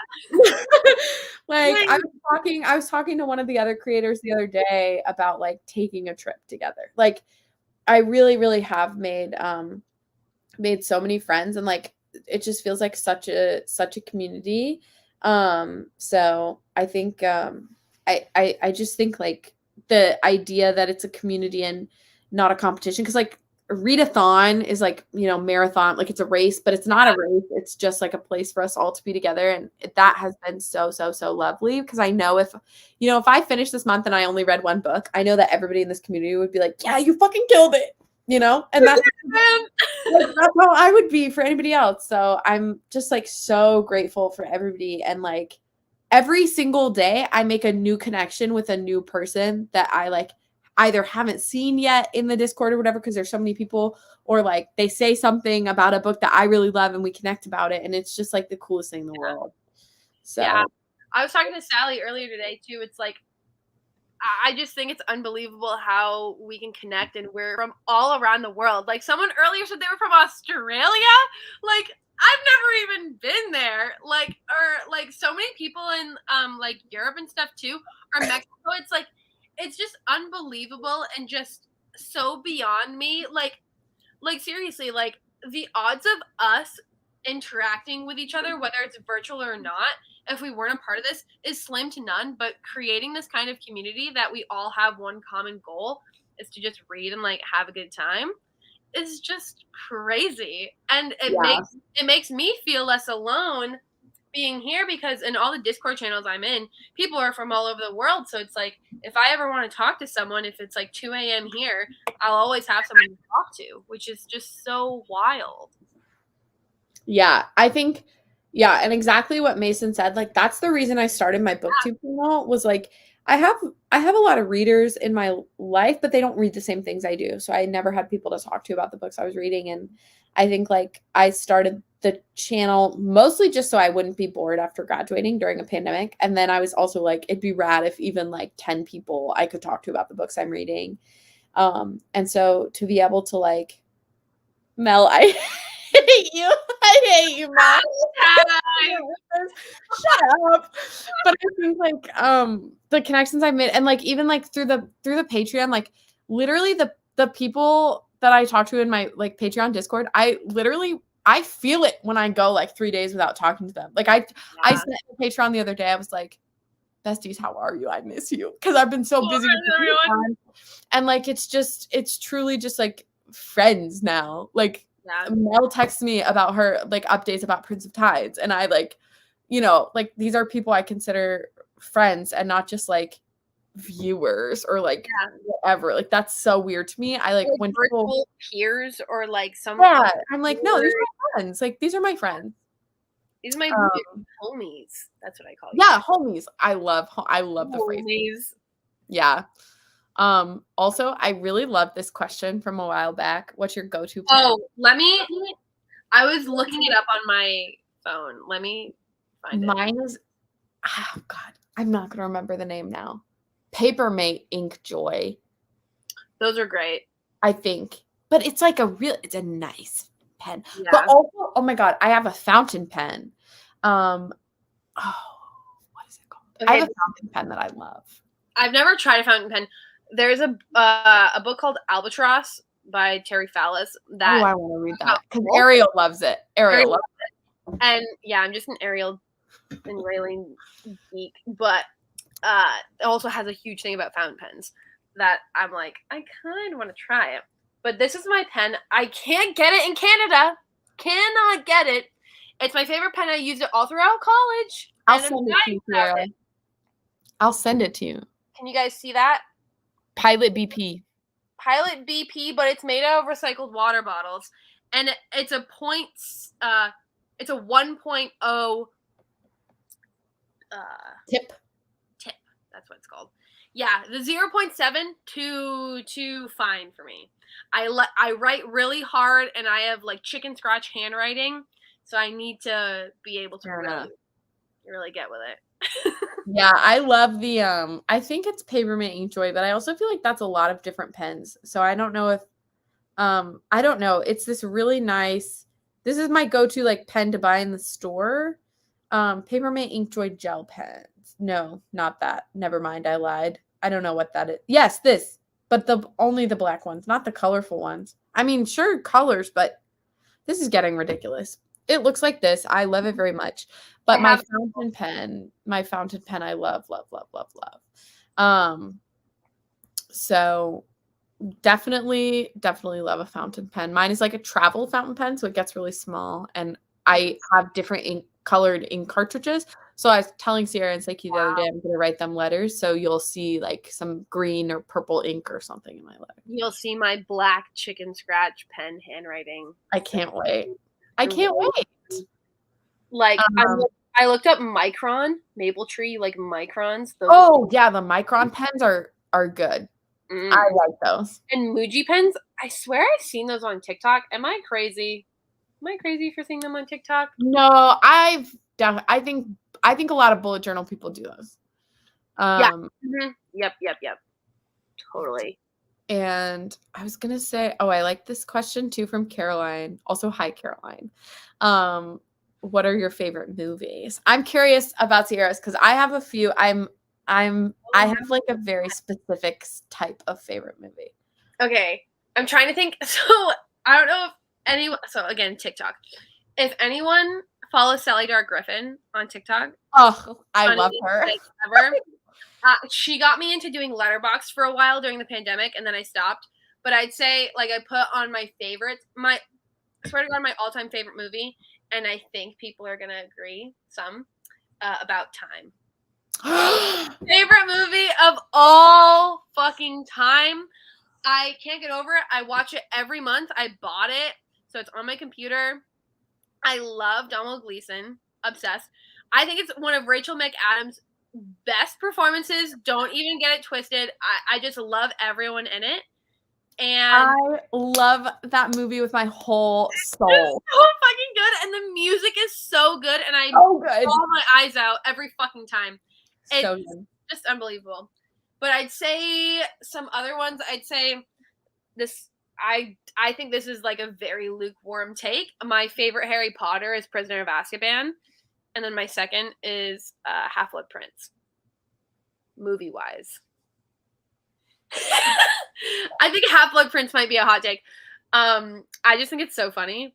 But I also like either read an article or like saw a TikTok or something saying that Daniel Radcliffe was like half in the bag for the majority of filming for Half-Blood Prince. And I'm like, oh, that makes sense why he was so hysterical, I guess. Yeah, he definitely, yeah. And I will say, like, disclaimer, fuck J.K. Rowling. Yeah. I just feel the need to say that every time I talk about Harry Potter. But Harry Potter also is the reason that I'm a reader. So it's difficult to avoid talking about it at all. But my favorite Harry Potter movies are 1 and 7 part 1. Honestly, I feel like those are hot takes. Like I know they're hot takes. But also I will say I get the vibes of Prisoner of Azkaban just because Remus Lupin somebody needs to censor what I'm about to say because that man could run me over with a truck. Yeah. And I would say thank you. Thank you so much. Remus serious at the same time. Oh my God. Literally 7 part 1 is an iconic film. It was my favorite part of the series when I read it, and they did a great job adapting it, and I love it so much. I think they did too. Like, so I just finished why Harry Potter's on my dome so much, and like again, fuck J.K. Rowling. I just finished in June. I read a Harry Potter book a month, and it was my first time ever reading the books. So crazy, I know. Yeah, and I totally agree. I feel like they adapted 7 so fucking well. It's because it was in 2. They're just so big. Which is just so crazy because there's I forget what it was. I think it was Goblet of Fire where I was like, how the fuck does this movie make sense with all of the stuff they left out of it? I could not believe it. And I hated Order of the Phoenix, the movie. I just feel like there was nothing that actually happened except in the end. The end was, I mean, the book is so good. The Order is so good. I was like, what? It was crazy. Also, of course it counts, Rachel. Welcome. We're like hanging out for a little while. So like feel free to filter in and out as you need. Yeah. Absolutely. No, literally, My Mel. friends to dance to own children. I literally cannot handle that comment. I can't handle that comment. I cry every time I see that scene. I weep like a little baby. So funny. No, have you seen that, like, the interview with the fuck, I don't know the name, but like the music the supervisor, music, the person who decided but not the composer. Like, I don't know, but the guy who chose "Oh Children" for that scene, he gave an interview about why he chose it, and he was like, "I heard this song once, like, years and years ago, and I thought I'm gonna use this in a movie someday, but I had to wait till the exact perfect moment." Wow. And then when I read this script and they had this moment of them dancing, I was like, "It's gonna be this," and everybody was like, "This song? Like, why this random, like, just the genre and everything, like, it doesn't feel super Harry Potter." And he was like, "No, it's gonna be perfect," and it was. Oh, so good. Wow. Score, yeah, like, I don't know the word, but that guy. Also, if you guys want to know my candy of choice for my whole lifetime, pretzel M&Ms. Yeah, I finally found them in Canada. They're unbelievable, and I love them so much. These and Swedish fish are amazing. I do love it. I don't know why, but when you said my favorite candy, I was like, Sierra's gonna say Swedish fish in my head. I mean, it's really embarrassing because it's like, oh, fish, marine bio. No, but it wasn't marine biology. It was a vibe. I caught a vibe. And I happened to like the number one reason why I want to move back to the States, not because, like, other than me loving my bodily rights, is that there's no Trader Joe's or Target here. And it actually destroys me every time. And I miss Scandinavian swimmers. That's so fair. Yeah. I will say, this is like back on Caroline's question. My favorite movie of all time ever is When Harry Met Sally.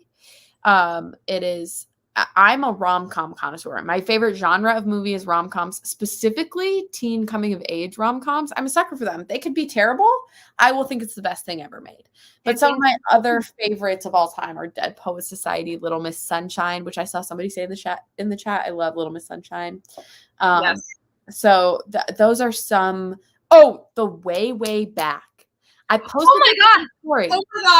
Oh my god! So underrated. That was filmed on Cape Cod. That was filmed, like, I had gone to that water park. That movie is everything to me. I can quote it back and center. I know every word of that movie. I watch it all the time. I literally quote it constantly, and people are like, "What the fuck are you talking about?" And I'm like, "You wouldn't understand." Oh my god!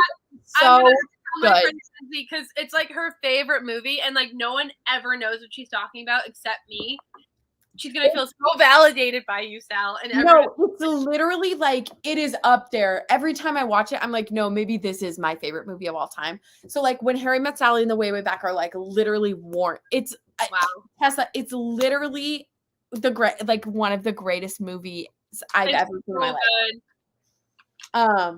So okay, I'm trying to like get to some of these questions too. So excuse me for. Okay, I like this question from Lisa, and it goes with the question that Taylor just asked as well, but do some brainstorming for the OOTD prompt. This is interesting because I have nary a clue, nary an idea.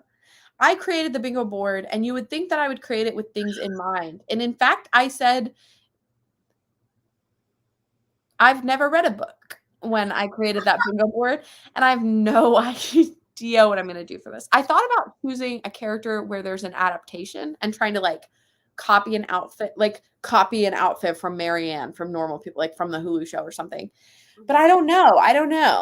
I'm trying to think of what I've read so far and see if there's any outfits that stand out to me. But really, No, except for like the dress in Along for the Ride is like a big plot point. It's like a black beaded flapper dress, but I don't have that. Yeah, I'm trying to think. Like, I don't even know. Lonely Castle. I could like find a wolf. A wolf queen moment. You could do a wolf queen moment. Yeah. I have to read it first, but I do think Steph said I'm literally just like giving y'all nicknames, and I've never asked if that's okay, so I apologize. But I'm gonna match one of the books' color palette, which I've also thought about doing, like maybe doing like a purple and pink moment, because my copy of Shara Wheeler is like lavender and pink, or something like that might be fun. You have the green and pink, which is also very fun. And yours is a library book, so you can't see the fun inside, but oh, it's Kisses. Kisses, yeah. Mine is, I don't have it out here, but mine is like a little envelope. It's the book is actually purple, like the hardcover's purple, and the envelope is gold, and it has like, it's really cute. I like it because I'm not a YA connoisseur. I loved it. Okay, I gotta read it then. I finished it this morning and I really loved it. I know there's a lot of mixed feelings in the Discord chat about it. I thought it was so much fun. It was giving very John Green, but like without the tragedy and with all the fun. Ooh, okay. Maybe I should it's hella super fucking queer too, which is so fun. Yeah. So if people are saying you should do the way back for a movie night, which I would totally be down for. Okay, because I was gonna do it, and then only a few people seemed interested on the Instagram, but maybe I'll do it. I have a few scheduled, but I'm always down to watch that movie, so I don't mind like doing an extra one for it, because like I will just watch that movie anytime. So I'll think about it. I'll see if I have some like available nights because it's truly so great. Yeah. Oh, so good. I really like this question too from Steph. If you could only save one book from your shelves, what would it be? Oh my God. I know mine. Oh my God. I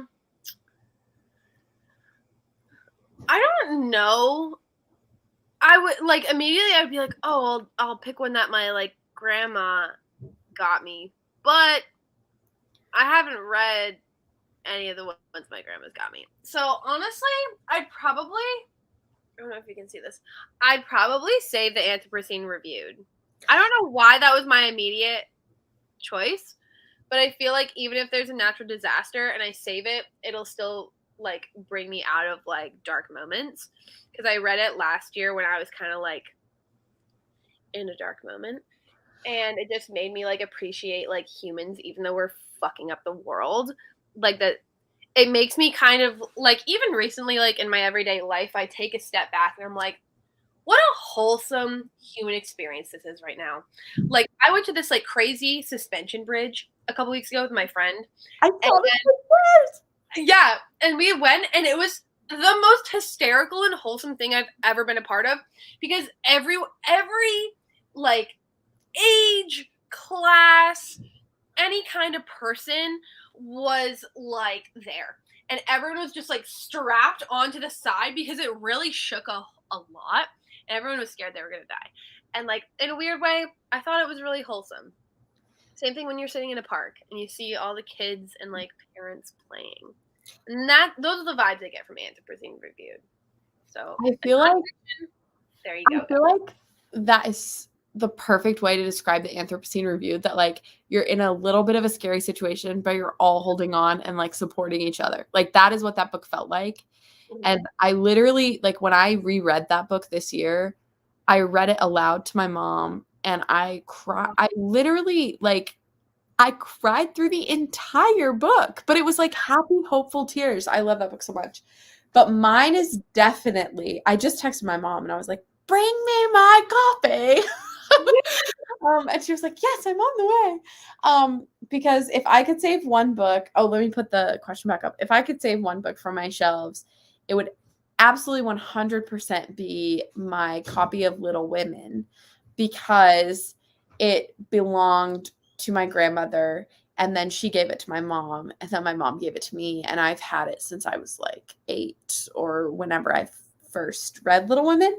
And Little Women is not only like one of my favorite books of all time, but the copy that I have means so much to me. Thank you, delivery lady. Shout out to my mother, the greatest ever. Hey, Sally's mom. Hello. Yeah. Do you want the rest of this one? No, you can have it. Okay. Just let me know the color. It's really good. Oh, okay. I'll let you know. Okay. Thanks. Hi, my sister. My whole family's in the room now.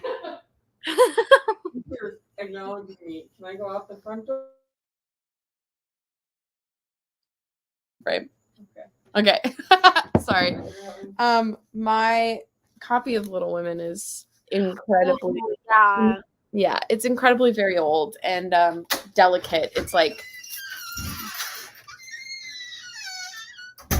Is that the one that you read, or do you have a different copy to read? I read this one. I really like to read this one. It makes me feel really close to both my mom and my grandma, and it also has these like amazing, I'm trying to find one, these amazing illustrations in it.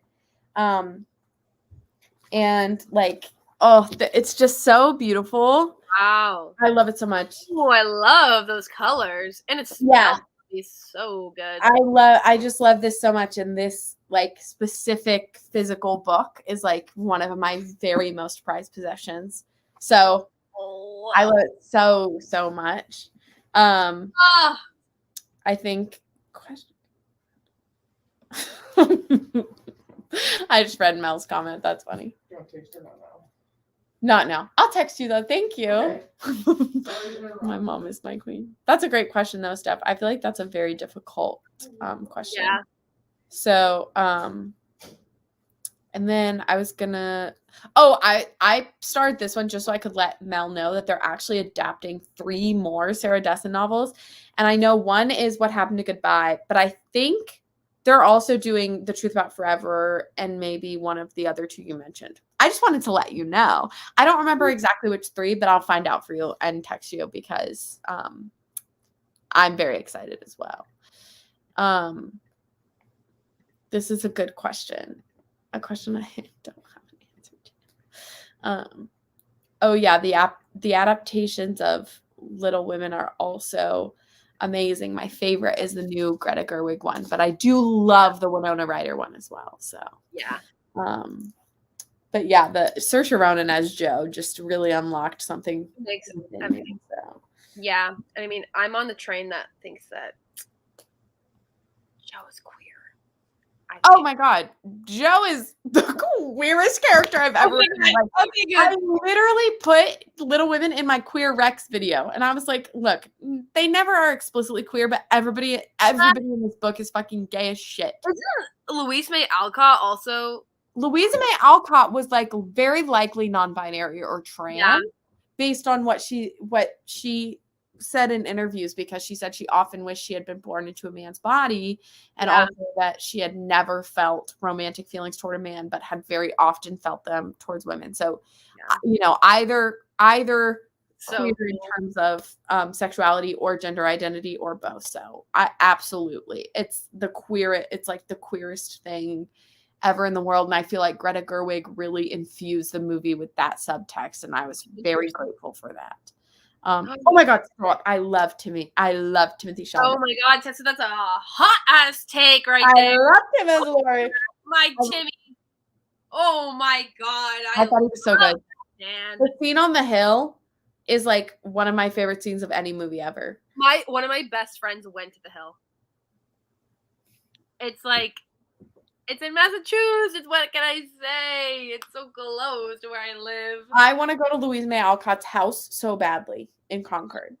There's a lot of really cool. I did a deep dive one day into the essays about Jo being queer and also Louise May Alcott being queer, and I just think a lot. I also totally get the people who think that Jo is more of like an ace character, an asexual character. I totally think that makes a lot of sense as well. Mm-hmm. So I definitely think that makes sense. Mm-hmm. So I think I think, yeah, Little Women is definitely the one that I would choose. I'm trying to see. This says, since we were talking about movies and score, if there was a movie about your life, what song would play during the end credits? Oh my god! What do I even say to that? As a person who loves music a lot, that is very hard. Oh man. Oh. You could take it a bunch of different ways, I feel like. Yeah. I mean, it's not going to make a lot of sense, but like I have a couple songs that I used to listen to with my dad and my brother when we were driving around when we had this old Suburban that only played cassettes. And two really distinct songs. I don't remember one of them exactly, but one of them is called A Horse with No Name by America. Oh, such a good song. And yeah, that would probably be it because that song I'm most intensely like correlate with my dad, along with Devil Went Down to Georgia. Also good. Oh, good.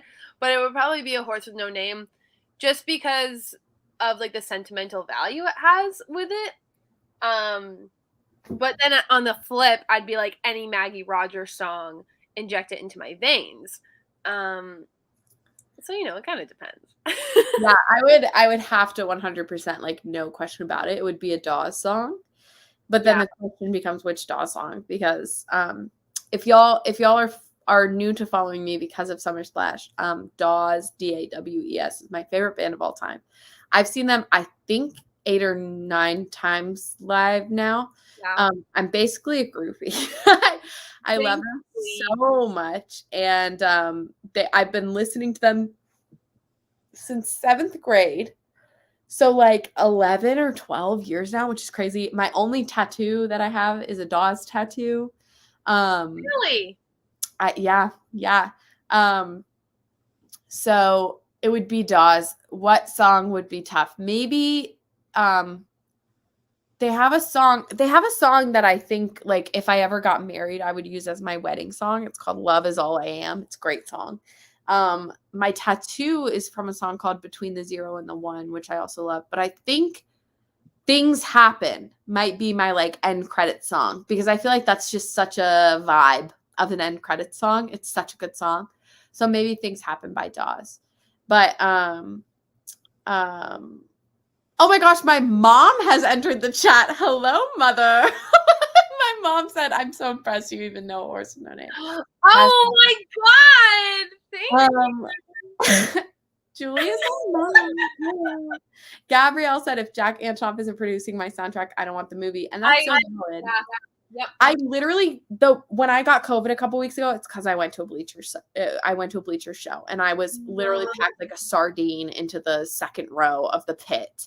And I like to say that Jack Antonoff gave me COVID, even though I don't think that's true. But it's cooler than like some rando at the Bleacher show gave me COVID. Yeah. That's very fair. Also, Camilla, she had Hosier fan. Ooh. Cherry Wine. Oh my Jesus. Oh, can we see the tattoo? Yes, I have to get up. It's on my, like, the back of my ankle, so this might be challenging. But off the angle. We love it. We're gonna figure out a way. Okay, we're gonna figure it out. We're gonna try. I'm gonna see. Yeah, I'm curious at what it is. Yeah, I'll show you. I have to pull up my pants. Okay, let's see if we can. Oh no, you can't see it still. Okay, hold on. Oh my god! A 1? Cool. Oh, cool. And a 0. And I'll tell you a little bit about what it means, because people all the time are like, why do you have a 10 tattooed on your legs? I'm like, I don't. It's a 1 and a 0 because the whole song is like a story about this couple sitting at a Ouija board. And basically the woman in the couple like wants to end things but doesn't know how. And so the lyrics are like, when she sat down at the Ouija board, he could feel her fingers move, trying to find the future with her hands. Like it's the whole concept is she's like trying to manipulate fate so that she doesn't have to do the hard part of breaking up. But the concept of the song, like the chorus says, the only life you're going to lead is out between the 0 and the 1. And that's because goodbye on a Ouija board is right in between the 0 and the 1. And so the song is about like saying goodbye to things that don't serve you, and like having the balls to like leave situations that are no longer good for you. And the first time I ever heard that song, it wasn't out yet. And I was at a show and they were like, we're going to play a new song for you. And they played it. And I like never in my life have felt music in my body so much as I did right then, because it was so relevant to what I was going through. And it felt like they were singing like directly to me, like to the point where I was like, I almost like had an anxiety attack because I was like, they are like, they see right through me. They see right through me. Like it was scary.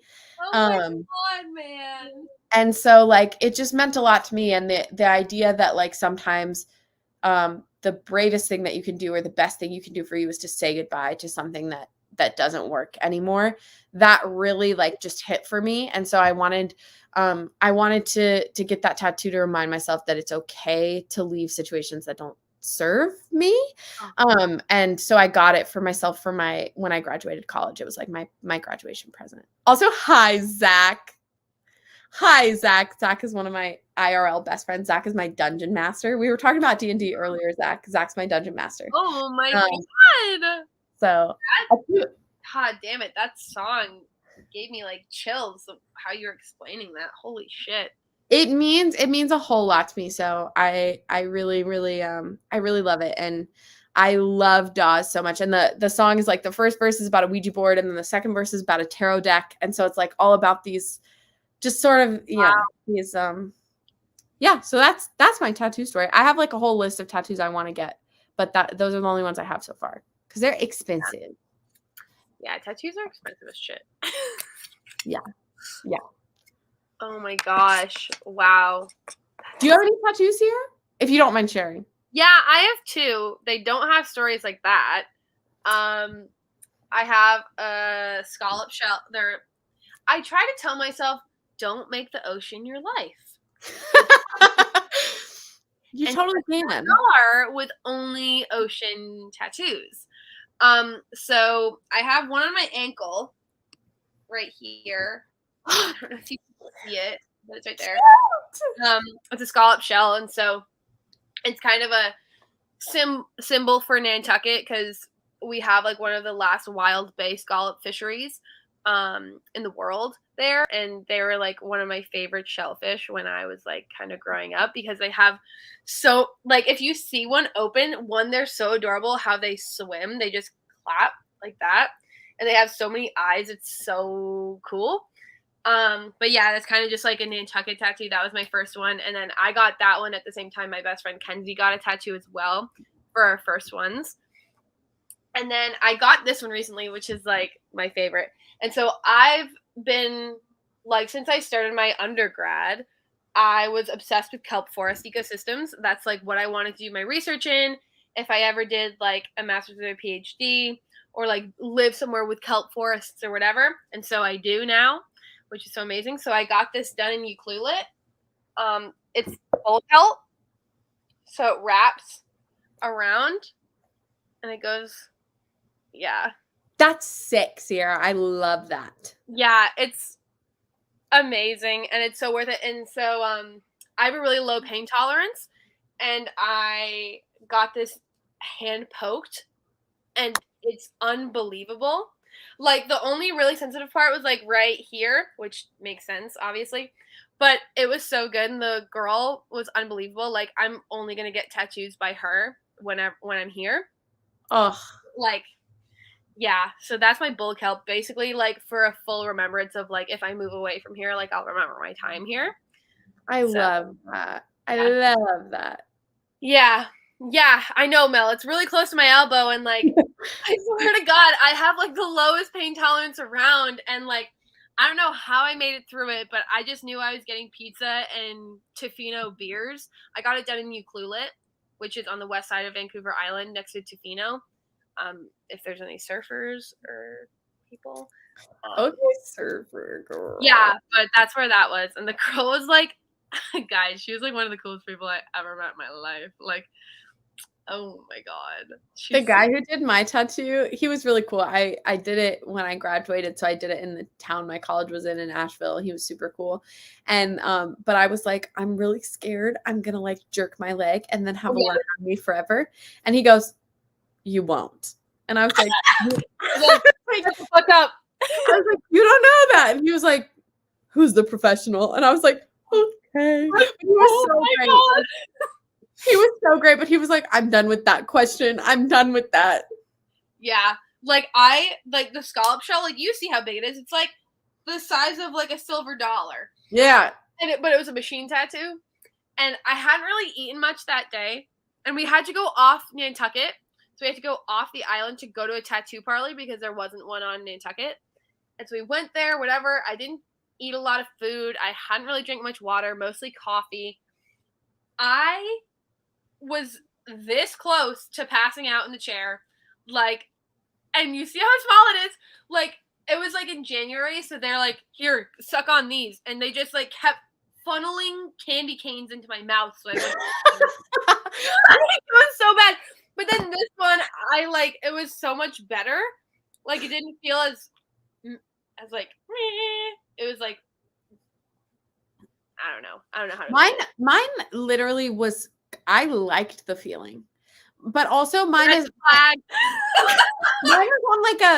on like a, this is a gross word, but like a fleshy part of my leg. Like it's not low enough to be on the ankle bone. It's high enough to be like on my calf.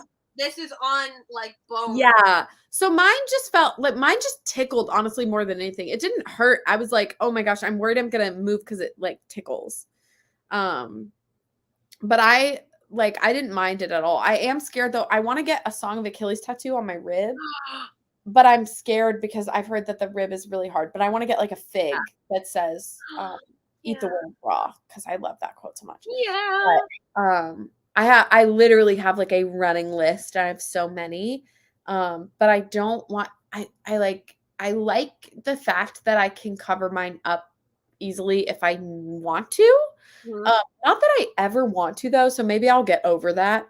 But I still have this like deep-seated, like I think kind of Southern mindset of like. I was gonna say Southern or like if you grew up religious in any way, like upbringing, because that's how I felt when I was younger too. It's like, oh, I'm never gonna get tattoos, and like yeah, when I was younger, I was like, over my dead body. I'm like, I want a natural body, and I'm like, nah, fill it up, baby, like.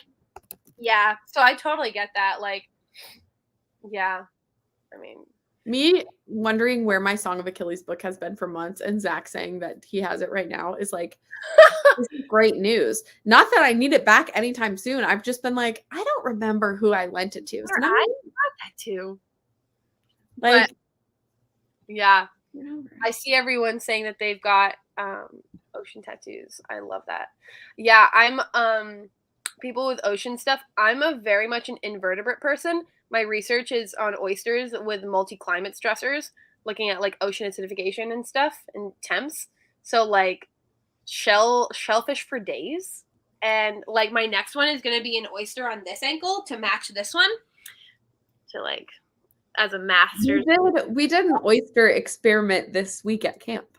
No way. Kind of. It was archaeology. So we were taking a lot of like material from a historical site in South Carolina that had a lot of oyster shells, but they had to go through and try to find like pieces of pottery and nails and stuff like that within the oyster shell. Oh, that's so cutie. It was so fun. They really liked it. Oh, I love that. It's so cutie.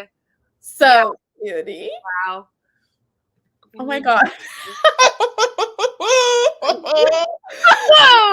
I literally love you so much.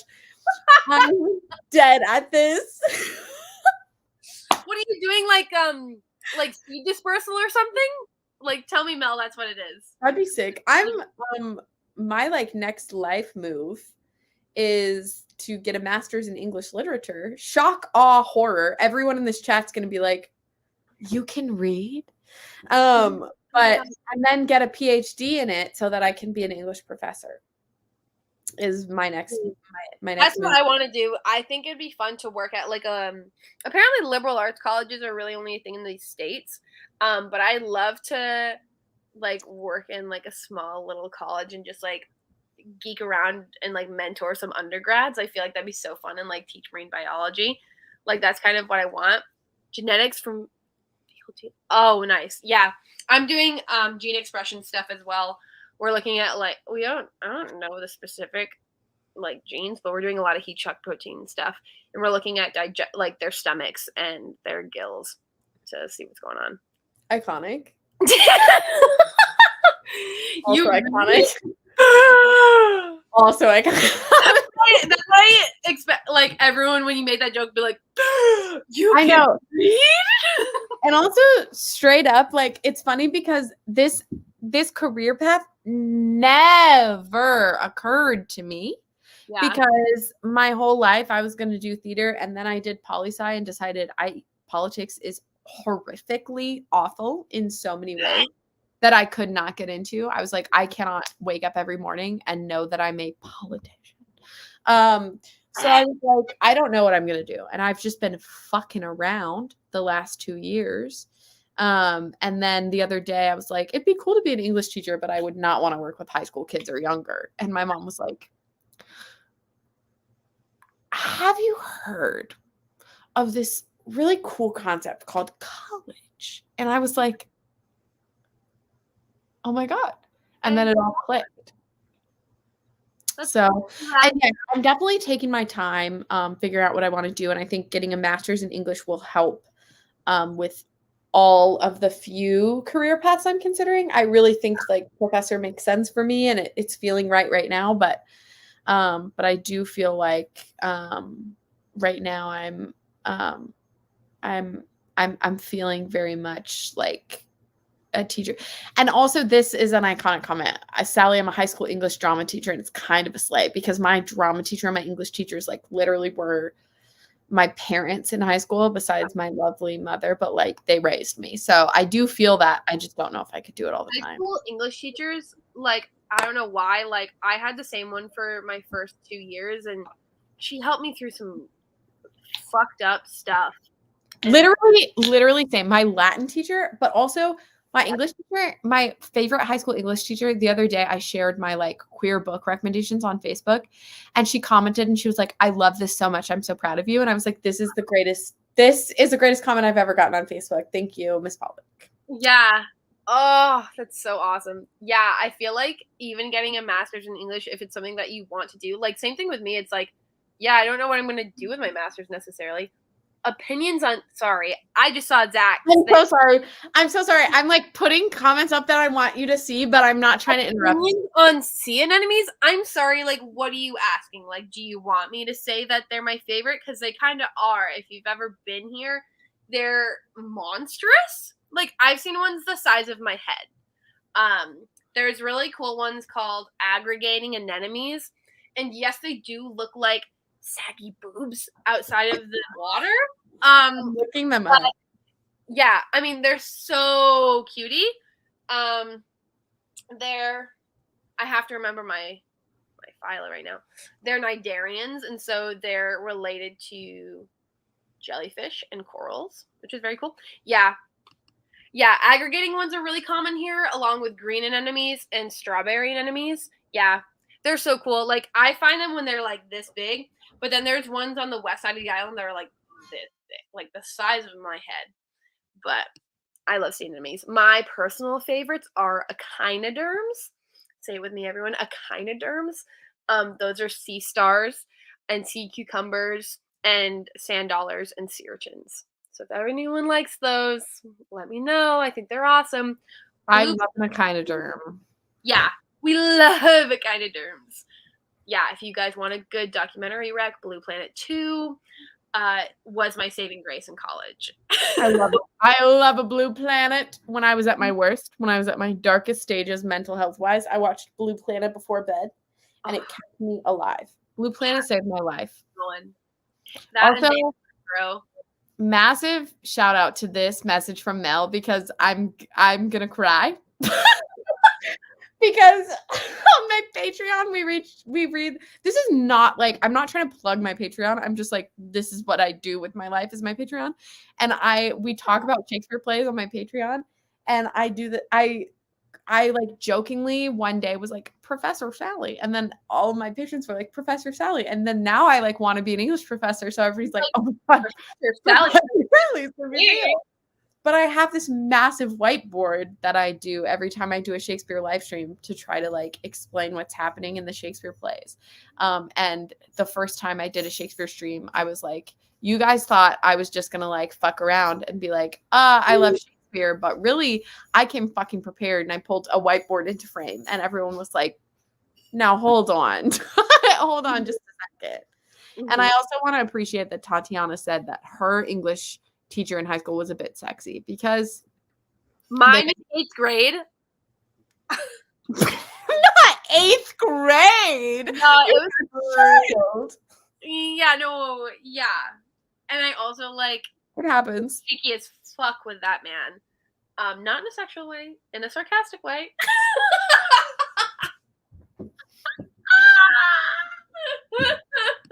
I'm dead at that. Oh my god, this isn't it.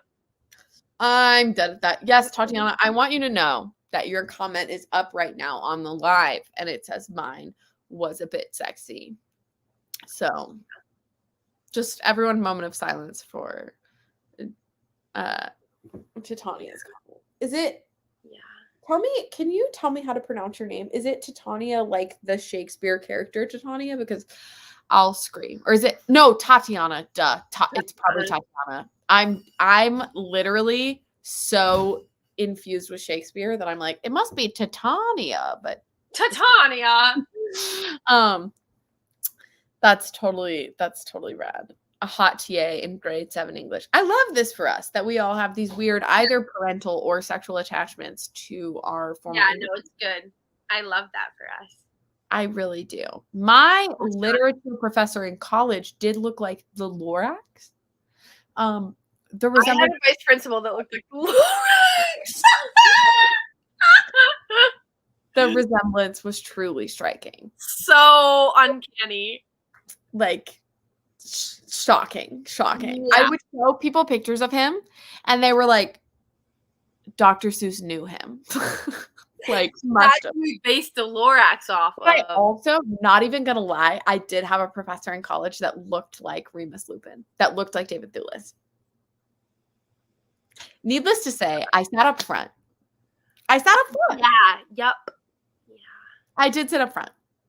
Like Danny DeVito, you mean? Yes, kind of, but like even more so the cartoon Lorax. Like looked like the cartoon from the fat. Yeah, yes, and the little bit of a beard, short, but like kind of Danny DeVito, but like also kind of Lorax.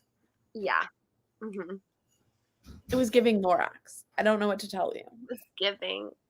We did have a question from Mel like a while ago, like an hour ago, that said, favorite cover of a book you own, provide the visuals. I'm not in my room right now. Oh my god.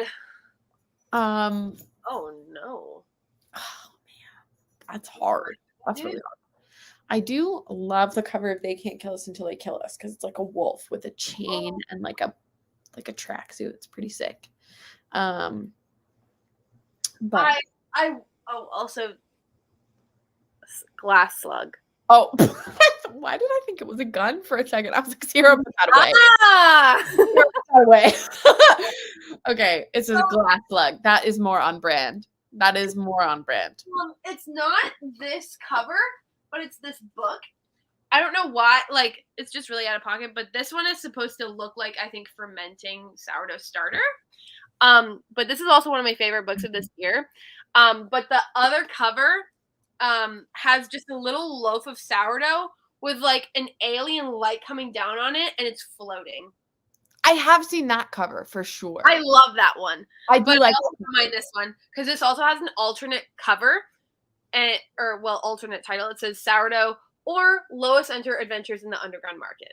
I love an alternate title. It's so fucking funny. It's so funny. The audiobook, so good. there's like this fictitious music that the author created himself, that he has it all throughout the book.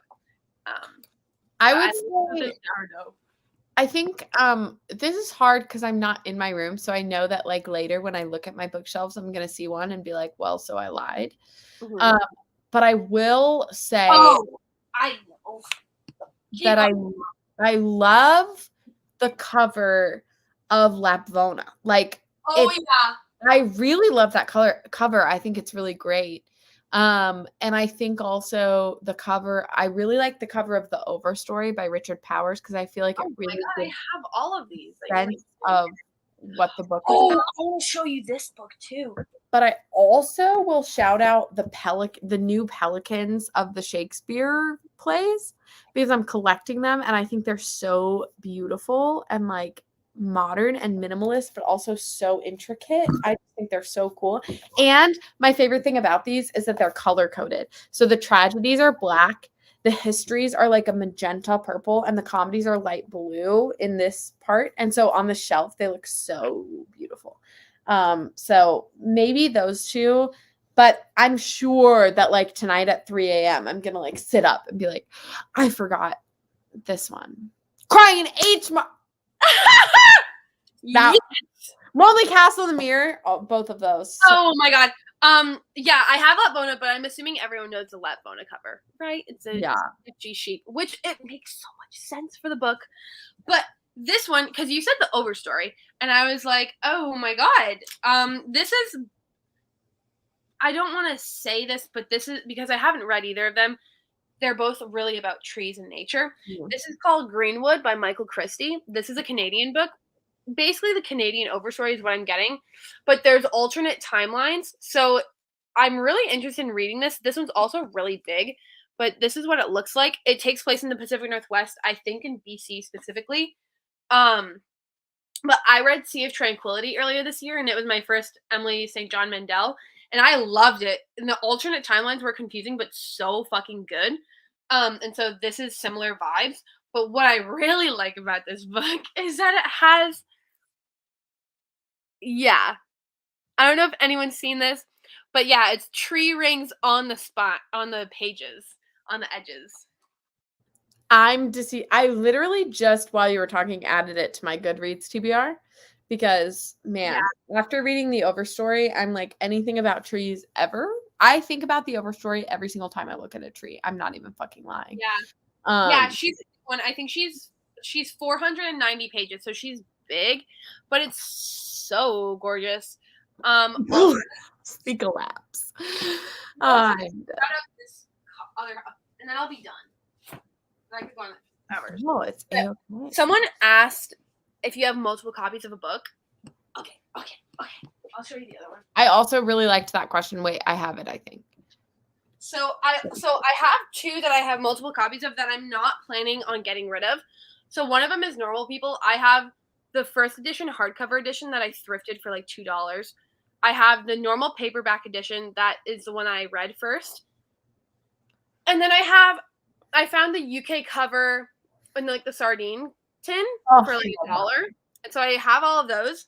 But then I also read The Bell Jar for the first time last year. And it was unbelievable. And I listened to the audiobook with it.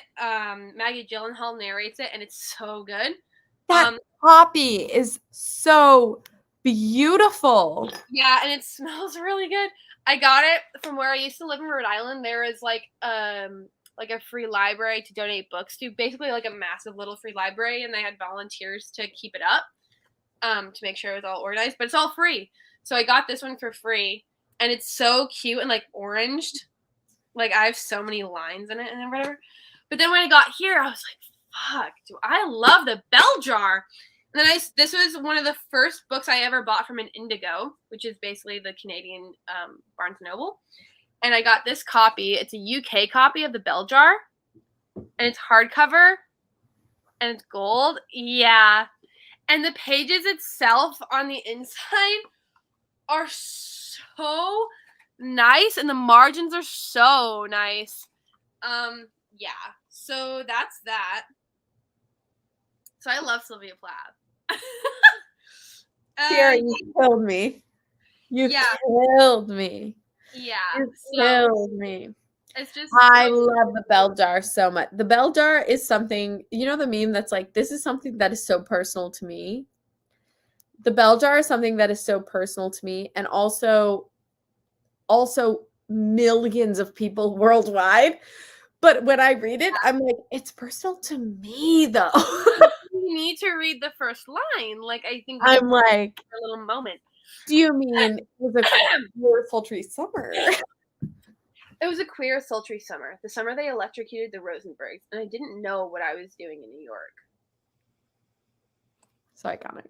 So iconic. So iconic. So good.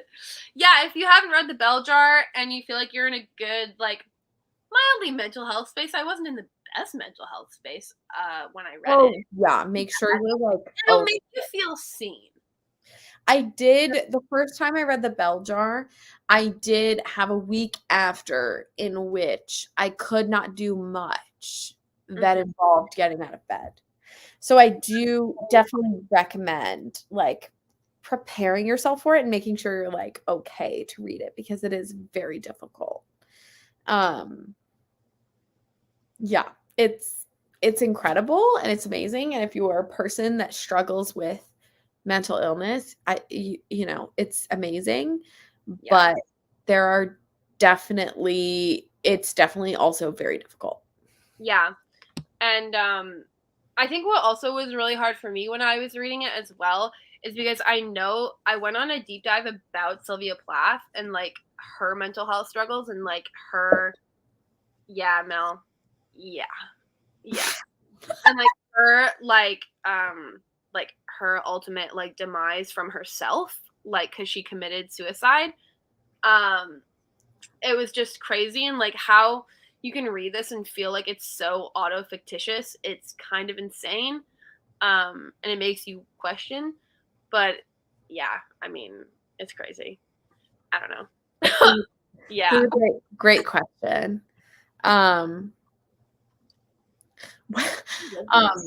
also gonna start Talia's because that's hilarious. But yeah, what are your favorite classics, Sierra? I'm intrigued. I have quite a few.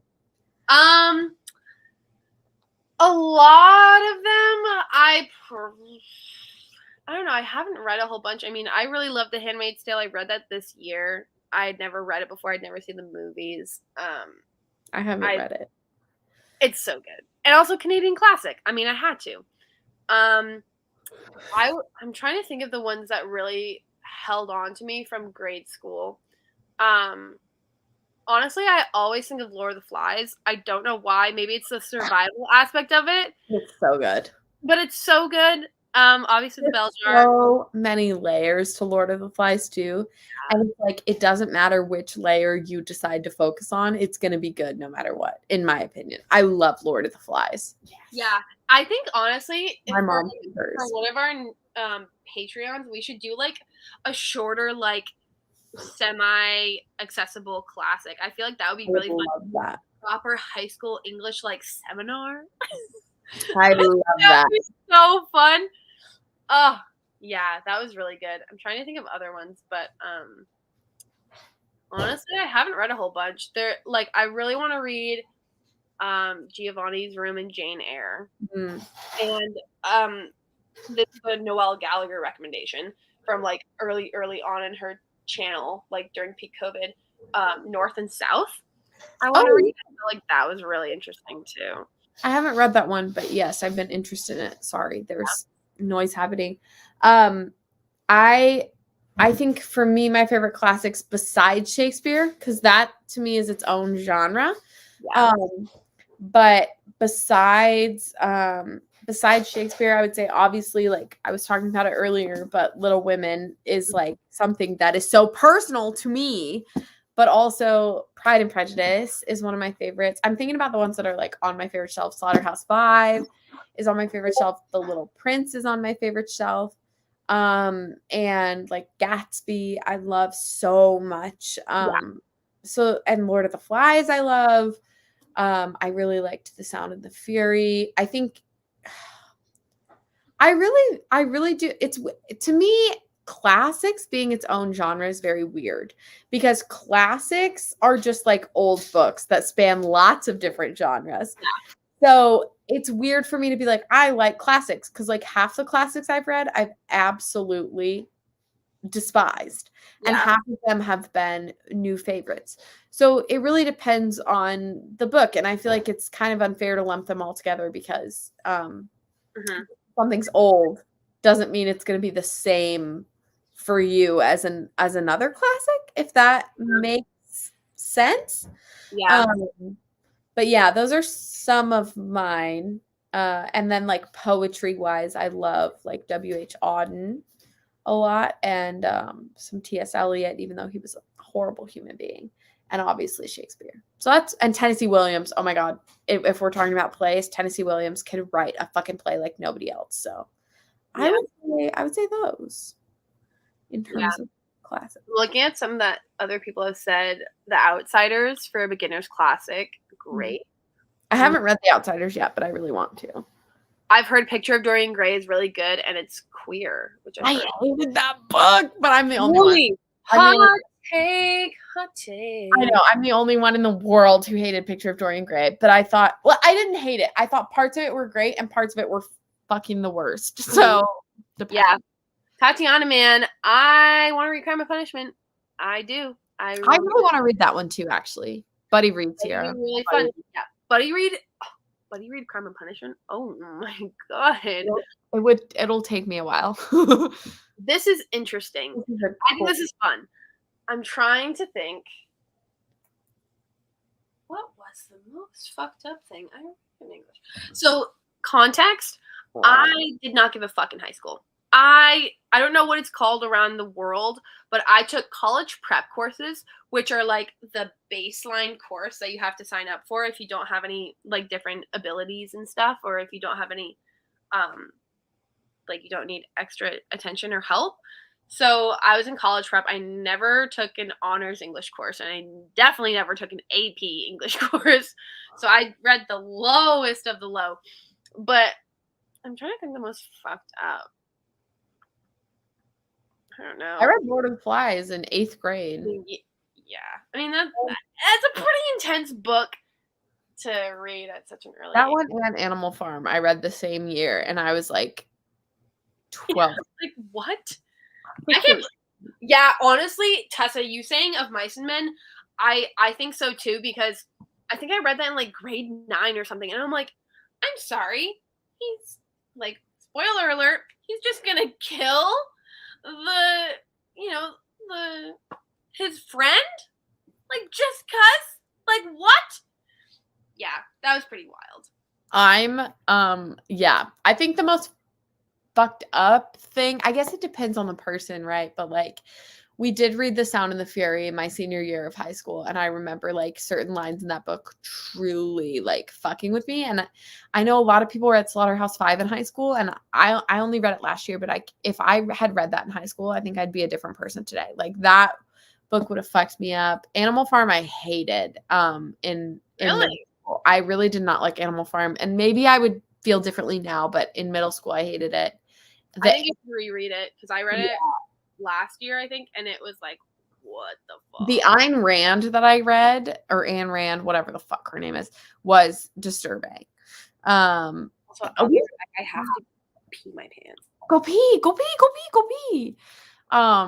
Yeah, we definitely read some stuff that was hard. Catcher in the Rye is kind of fucked up, if you ask me, and I read that for English, but I also am with Mel. The question was, what about your least favorite classics? Mel said On the Road Can Choke, and I do agree. There were a couple good lines in that book, but overall, I think the experience wasted hours of my life I'll never get back. I will say, I honestly hated The Great Gatsby. I love The Great Gatsby. I love that book so much. I think it's very interesting commentary on class and on capitalism. I do think, though, that like having a really good teacher when you read The Great Gatsby for the first time can massively affect the way that you feel about it. But also, like, you might just not vibe with F. Scott Fitzgerald's writing or Zelda Fitzgerald's writing, and that's a-okay too. But I do really love The Great Gatsby. Me and Paris Geller, coming from the Beat generation, has me fucking on the floor, Mel, because Paris. What was the line she said? Like, God, that line is so funny. I know exactly the moment you're talking about. They're all in the kitchen. They're eating Luke's at Rory's house. I know exactly what you're talking about. But like, I do like the Beats in general. Like, I really like Allen Ginsberg's poetry, mostly, sometimes, for the most part. Also a horrible person, but some of his poetry slaps. But I do know what you mean. Jack Kerouac, I don't know why this man thought publishing his journals was a good idea, because I disagree. But there's a really fun movie called Kill Your Darling, starring Daniel Radcliffe and Dane DeHaan, about the Beat poets. That's really fun to watch, even if you don't like the Beat poets. It's fun. It's a fun time. I like being fucked up by books. That's kind of why I read, says Lisa. And I agree. I love reading really tragic, like, fucked up shit, because I like to know that, I don't know, there's something really powerful about knowing that an author and, like, their words can affect you so much. That's really cool to me. So I totally feel you. I did not read Heart of Darkness in high school. I didn't have to.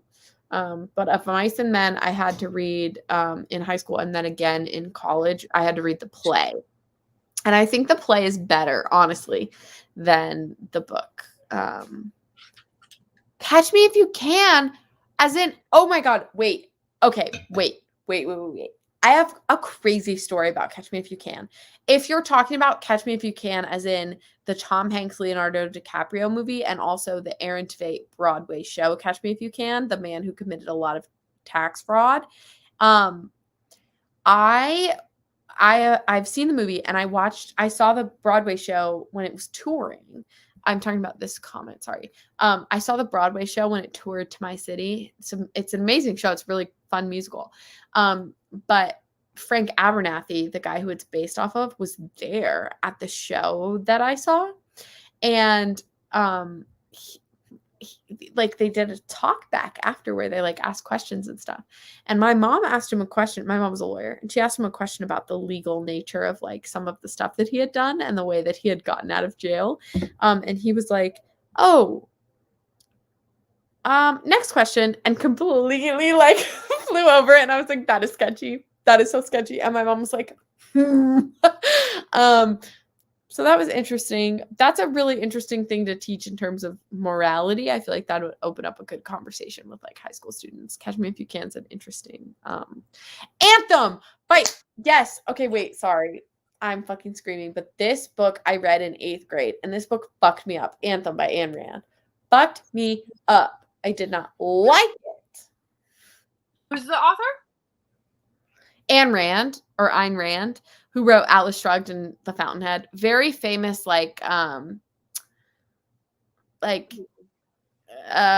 anti-socialist, anti-communist, capitalist, individualistic, like, author. That's got a lot. Interesting. I also read Animal Farm in 8th grade, which felt early. But yeah, I think definitely. Well, yeah, just saying, everyone, this might be a red flag on my part. I've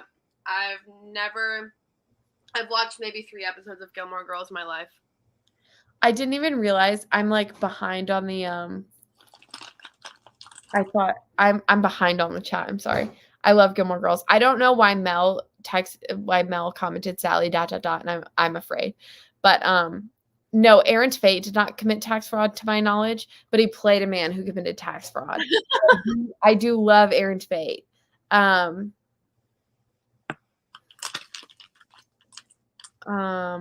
also watched Gilmore Girls. I've watched Gilmore Girls. Oh my God, 20 times or something, like, back to back. That's me with Grey's Anatomy. Wait, why is everybody's saying no way, Sal? What did I say that I'm? Your story. Oh, about the guy who committed tax fraud. Oh, gotcha. Okay, yeah. Ayn Rand is a monster. Absolutely. Capitalist queen. Who's a capitalist queen? Not me. Ayn Rand is a capitalist queen. Mm-hmm. Yeah. That's funny. She's crazy. Sierra, I'm sorry, what? I don't know what this is in response to. Probably Gilmore Girls. Oh, you saying you haven't watched it? Shock. Horror. I know. I've just got into a Grey's slump, and that's all I read if I'm watching anything other than YouTube. Oh my god, Tessa! Yeah! I'm on my like third rewatch through the whole show. I've never seen it. That's I've never seen it. Medical drama just is not my bag. It's so much more drama than medical. Oh my god. That's fair, but I'm afraid of blood and also the human body. Okay, me too. I thought I was afraid of a lot of blood, and I do have a phobia of needles, but when I know it's a fake heart pumping, I can't, to me, the thing about the human body is as long as mine is working, I don't need to know anything else. When people tell me about the human body, I absolutely shut down. The last time I got my blood drawn, I passed out and threw up in the doctor's office. That was an embarrassing moment for I'm me. scared that's going to happen to me the next time I do that. It was horrible. Yeah. Like, it was awful. But yeah, I'm with everybody who's saying Gilmore Girls is unbeatable. Damn. So, sorry. Gilmore Girls. I'm trying to think if anybody wants a funny ass, like sarcastic Canadian show, I mean, other than Schitt's Creek, that's my favorite show, is Working Moms. It follows like a group of like young, successful, like career-driven moms in Toronto, and they all have like toddler-age kids or like babies. It's so hilarious. It's so good. Fun. Yeah, and they're like 22-minute episodes, so they're like super short. I think my favorite show, Gilmore Girls is like probably my nostalgia favorite show, like my go-to comfort show. But probably what I think is the best television I've ever seen is probably Fleabag. Like, oh my god! I think Fleabag is the most brilliant shit I've ever seen. Oh my god, Sal! Don't even get me started on Fleabag. Season 2 of Fleabag is the best television I've ever watched in my life. Yes, I need. Like, no, like she just Phoebe Waller-Bridge just lives in my head rent free. I can't believe I like fucking forgot about her for a hot second. Like the number of times a week I think just the word Neil. Oh my god, the amount of times that I think of the word or the phrase "it'll pass." Don't. No, Sierra, wait. Okay, wait. I have to tell you. One of my top tattoos is I really want to get like a stained glass window, but the stained glass of a fox. And the like text at the bottom of the stained glass window is like in the iron, it'll pass. I really want to get that. You're literally gonna make me cry. It's like beautiful. It is literally like the No, like I'm actually gonna like cry. That's so good. Wait, people are saying, can you repeat the question? I don't know what the question was. Oh, we were just talking about like favorite TV shows. Yeah. So, the Bible. The Bible. Yeah. Like, if you're looking for a witty ass, sexually charged, emotional, slightly relatable show, watch Fleabag. Fleabag. When Fleabag, the character, says, sometimes I wonder if I had bigger tits, if I wouldn't be so much of a feminist, I said, I've never been so understood in my life. Yeah. Oh my god. It's so good.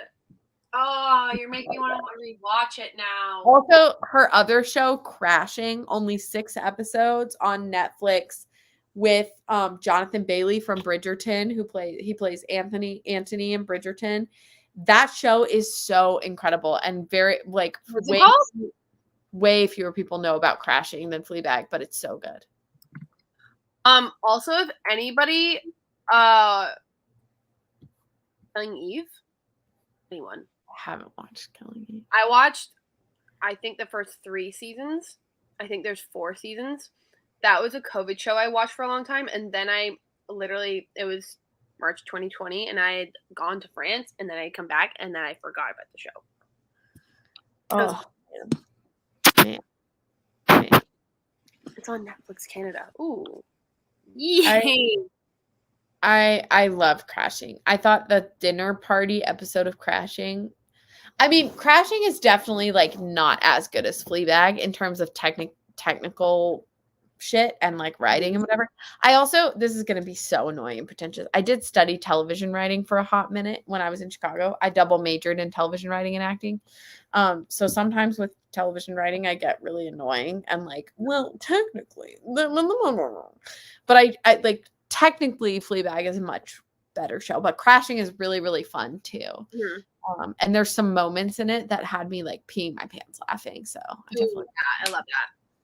Yeah, I would say like I'm just a big sucker for anything that breaks the fourth wall. Like if anybody has any recommendations for books that break the fourth wall, I was watching Jack Edwards'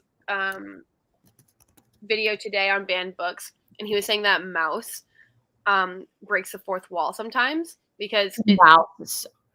Yeah, I haven't read it, and I put a hold on it at my library. There's like 50 holds on copy. It's crazy. But so I'm looking into that. But my favorite book that I've read this year, guys, fiction wise, grab her. I put it right here. Bruce. This bad boy right here. So much breaking of the fourth wall. So unbelievable. So if you like that stuff or dual narratives, really, really fucking good. I really want to read that one based on your recommendation. Oh, it's so good. And I want to get her new book that won the Women's Prize, Book of Form and Emptiness. But I don't know if I want to get the Canadian US copy or I want to get the other copy from the UK. Because I love the spine from the UK. But I like the yellow of the one here in paperback. Yeah, that's fair. Yeah. That's fair. I think that also, well, when you're mentioning Mouse, that's another one that could fit for most fucked up thing I read for school because I read Mouse in 7th grade. What? Yeah. So that was. Oh my god. Shit changed me. We read Mouse for 7th grade English, and I remember it being incredibly difficult to. Yeah, I think in 8th grade we did a section on World War II, specifically the Holocaust, and my English teacher gave us a choice of I think 5 books to choose from, and I did The Book Thief, one of my favorite books I read in school. I mean, just so Love good. so cool. Sad. So sad. Conceptually amazing. Yeah. Oh, Vonnegut breaks the fourth wall a lot. Vonnegut does break the fourth wall a lot. In really, like, to me at least, unique and interesting ways. Like, I would forget that I was a reader when I was reading Slaughterhouse-Five, and then he would break the fourth wall, and I'd be like, oh yeah. Like, wow. I don't know. Something about Vonnegut's writing is just so, like, compelling to me, but yeah. Wow. And I was going to say I'm probably good for about another 10 more minutes, but then probably have to head. Yeah, it's also way later for you, Sal. Like, I totally get it if you got to go. Like, that's a bad part. Like, yeah, we're just you're killing. What time is it for you? Like 8:30? Yeah. Yeah. 8:38. I cannot believe we've been on this live though for 2 hours. Yeah, I'm like kind of baffled. Thank you all who have stayed the whole time, or like even people that were here for a good chunk. Like, I'm so happy that this was so well and the interaction with everyone. I love it. It was so much fun, and I felt like, I don't know, for me, I felt like it's been a month of like reading and doing challenges and stuff, and I just needed a chill night to hang out with friends and talk. So that was a vibe. Yeah. And then tomorrow I'm gonna start braiding sweetgrass, and maybe another one too, since that's nonfiction. I feel like I can maybe also start a fiction at the same time. Yeah, squeeze in a little fiction. We'll see what my brain can handle, but this is like the perfect wine night, and I am so grateful for you all for being here. And Mel, I also have Soup glass. glass. I don't know if you mean the same thing that I mean, but I have mugs that are like soup bowl big that I fill sometimes. But also maybe you mean like a wine glass that's soup full. I'm tipsy. Yeah, I'm a little. I'm done with this bottle. So. Oh my god, that's so fun. Again, pretzel M&Ms. I'm sorry if you're getting some yucky ASMR right now, gang, but bit sick. A girl's got to get her sugar in. Mel put soup in a wine glass, and that's the dedication to wine night that I love to see. Oh my gosh, like I said, I want you guys to host another wine night. I'm down if Sierra's down, but we'll. Of course I am. Okay, then maybe we'll do another one towards the end of the month. Yeah. So if you guys are interested, I'll be doing an Instagram takeover July 30th. So what's so fun is that my 4-month-long experiment that's been my baby ends on July 28th. So that's going to be my first weekend that I don't have to go in because I've been going in every single day. So I'm 1,000% going to do a big trip down to Victoria. I'm going to do a bunch of fucking book shopping and just like hanging around, probably going to some magic card stores with my partner. That's magic now as well, which is really embarrassing. Maybe some tide pooling here and there. So I told Sierra was like, what do you want me to do on my Instagram takeover? And I was like, you can do whatever you want, but if you went tide pooling, I would love you forever and ever. Yeah, it'll be so good too. I'm hoping I get over because Victoria's on the southern tip, and if you go, you can go like across and up a little bit, and there's like Souk, which is a really lovely coastal town, and if you go up farther, it's like Port Renfrew, and oh my god, it's just so fucking gorgeous over there. I just can't. But anyways. But yeah, it was so great to like hang out with everybody and talk to everybody. This was so much fun. I really needed it because I feel like every time I've come home from work for the past like 2 weeks, I've just like gone straight into reading because I'm like, I gotta read for the readathon. And so this was a nice reminder that like the community is the most important part and reading is like a perk. So exactly. Reading's a perk. It's more the community building than anything else. And it's like, you know, everyone else is going to be reading, so you don't have to feel pressured into reading so much. Yeah. And also on Sunday, if everybody's like down for community building, on Sunday we're watching Mamma Mia. Oh yeah. What time?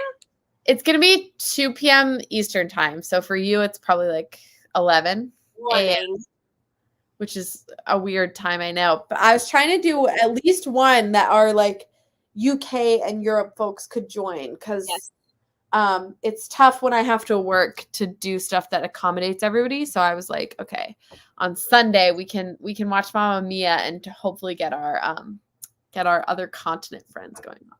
Yeah. So yeah, Megan, let me know how you feel about Shara. I think I'm gonna start a spoiler Shara chat in the Discord so that people who have finished can talk about it. Because there's lots of plot twists and I didn't realize that. And so once I read it today, I was like, oh, we need a chat where we can talk if we've finished.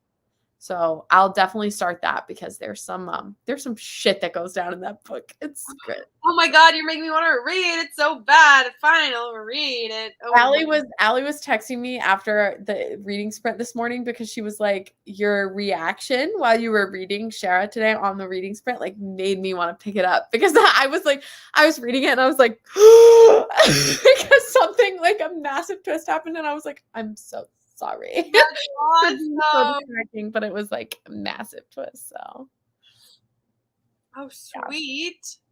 But anyway, I'll see y'all on Sunday for Mamma Mia. And thank you, Sierra, for joining me. This was of course fun to have a bestie with me. Totally. Brilliant. I will call it. I finished Shara Wheeler. Absolutely, I will. That's hilarious. That's genius, Lisa. So yeah, send me your meals and beverages for the Instagram challenge if you haven't yet. And come watch Mamma Mia on Sunday. All the info is in the event on Discord and on Instagram in the post. And other than that, I'll let you all know if we have another wine night with Queen Sierra, and pressure her kindly to start a YouTube channel so that I can shit in it. There's updates. Exactly. Awesome. I love you all so much, and Sierra, I love you a million. Love you a million, man. Bye, everyone. Bye, everyone. Bye.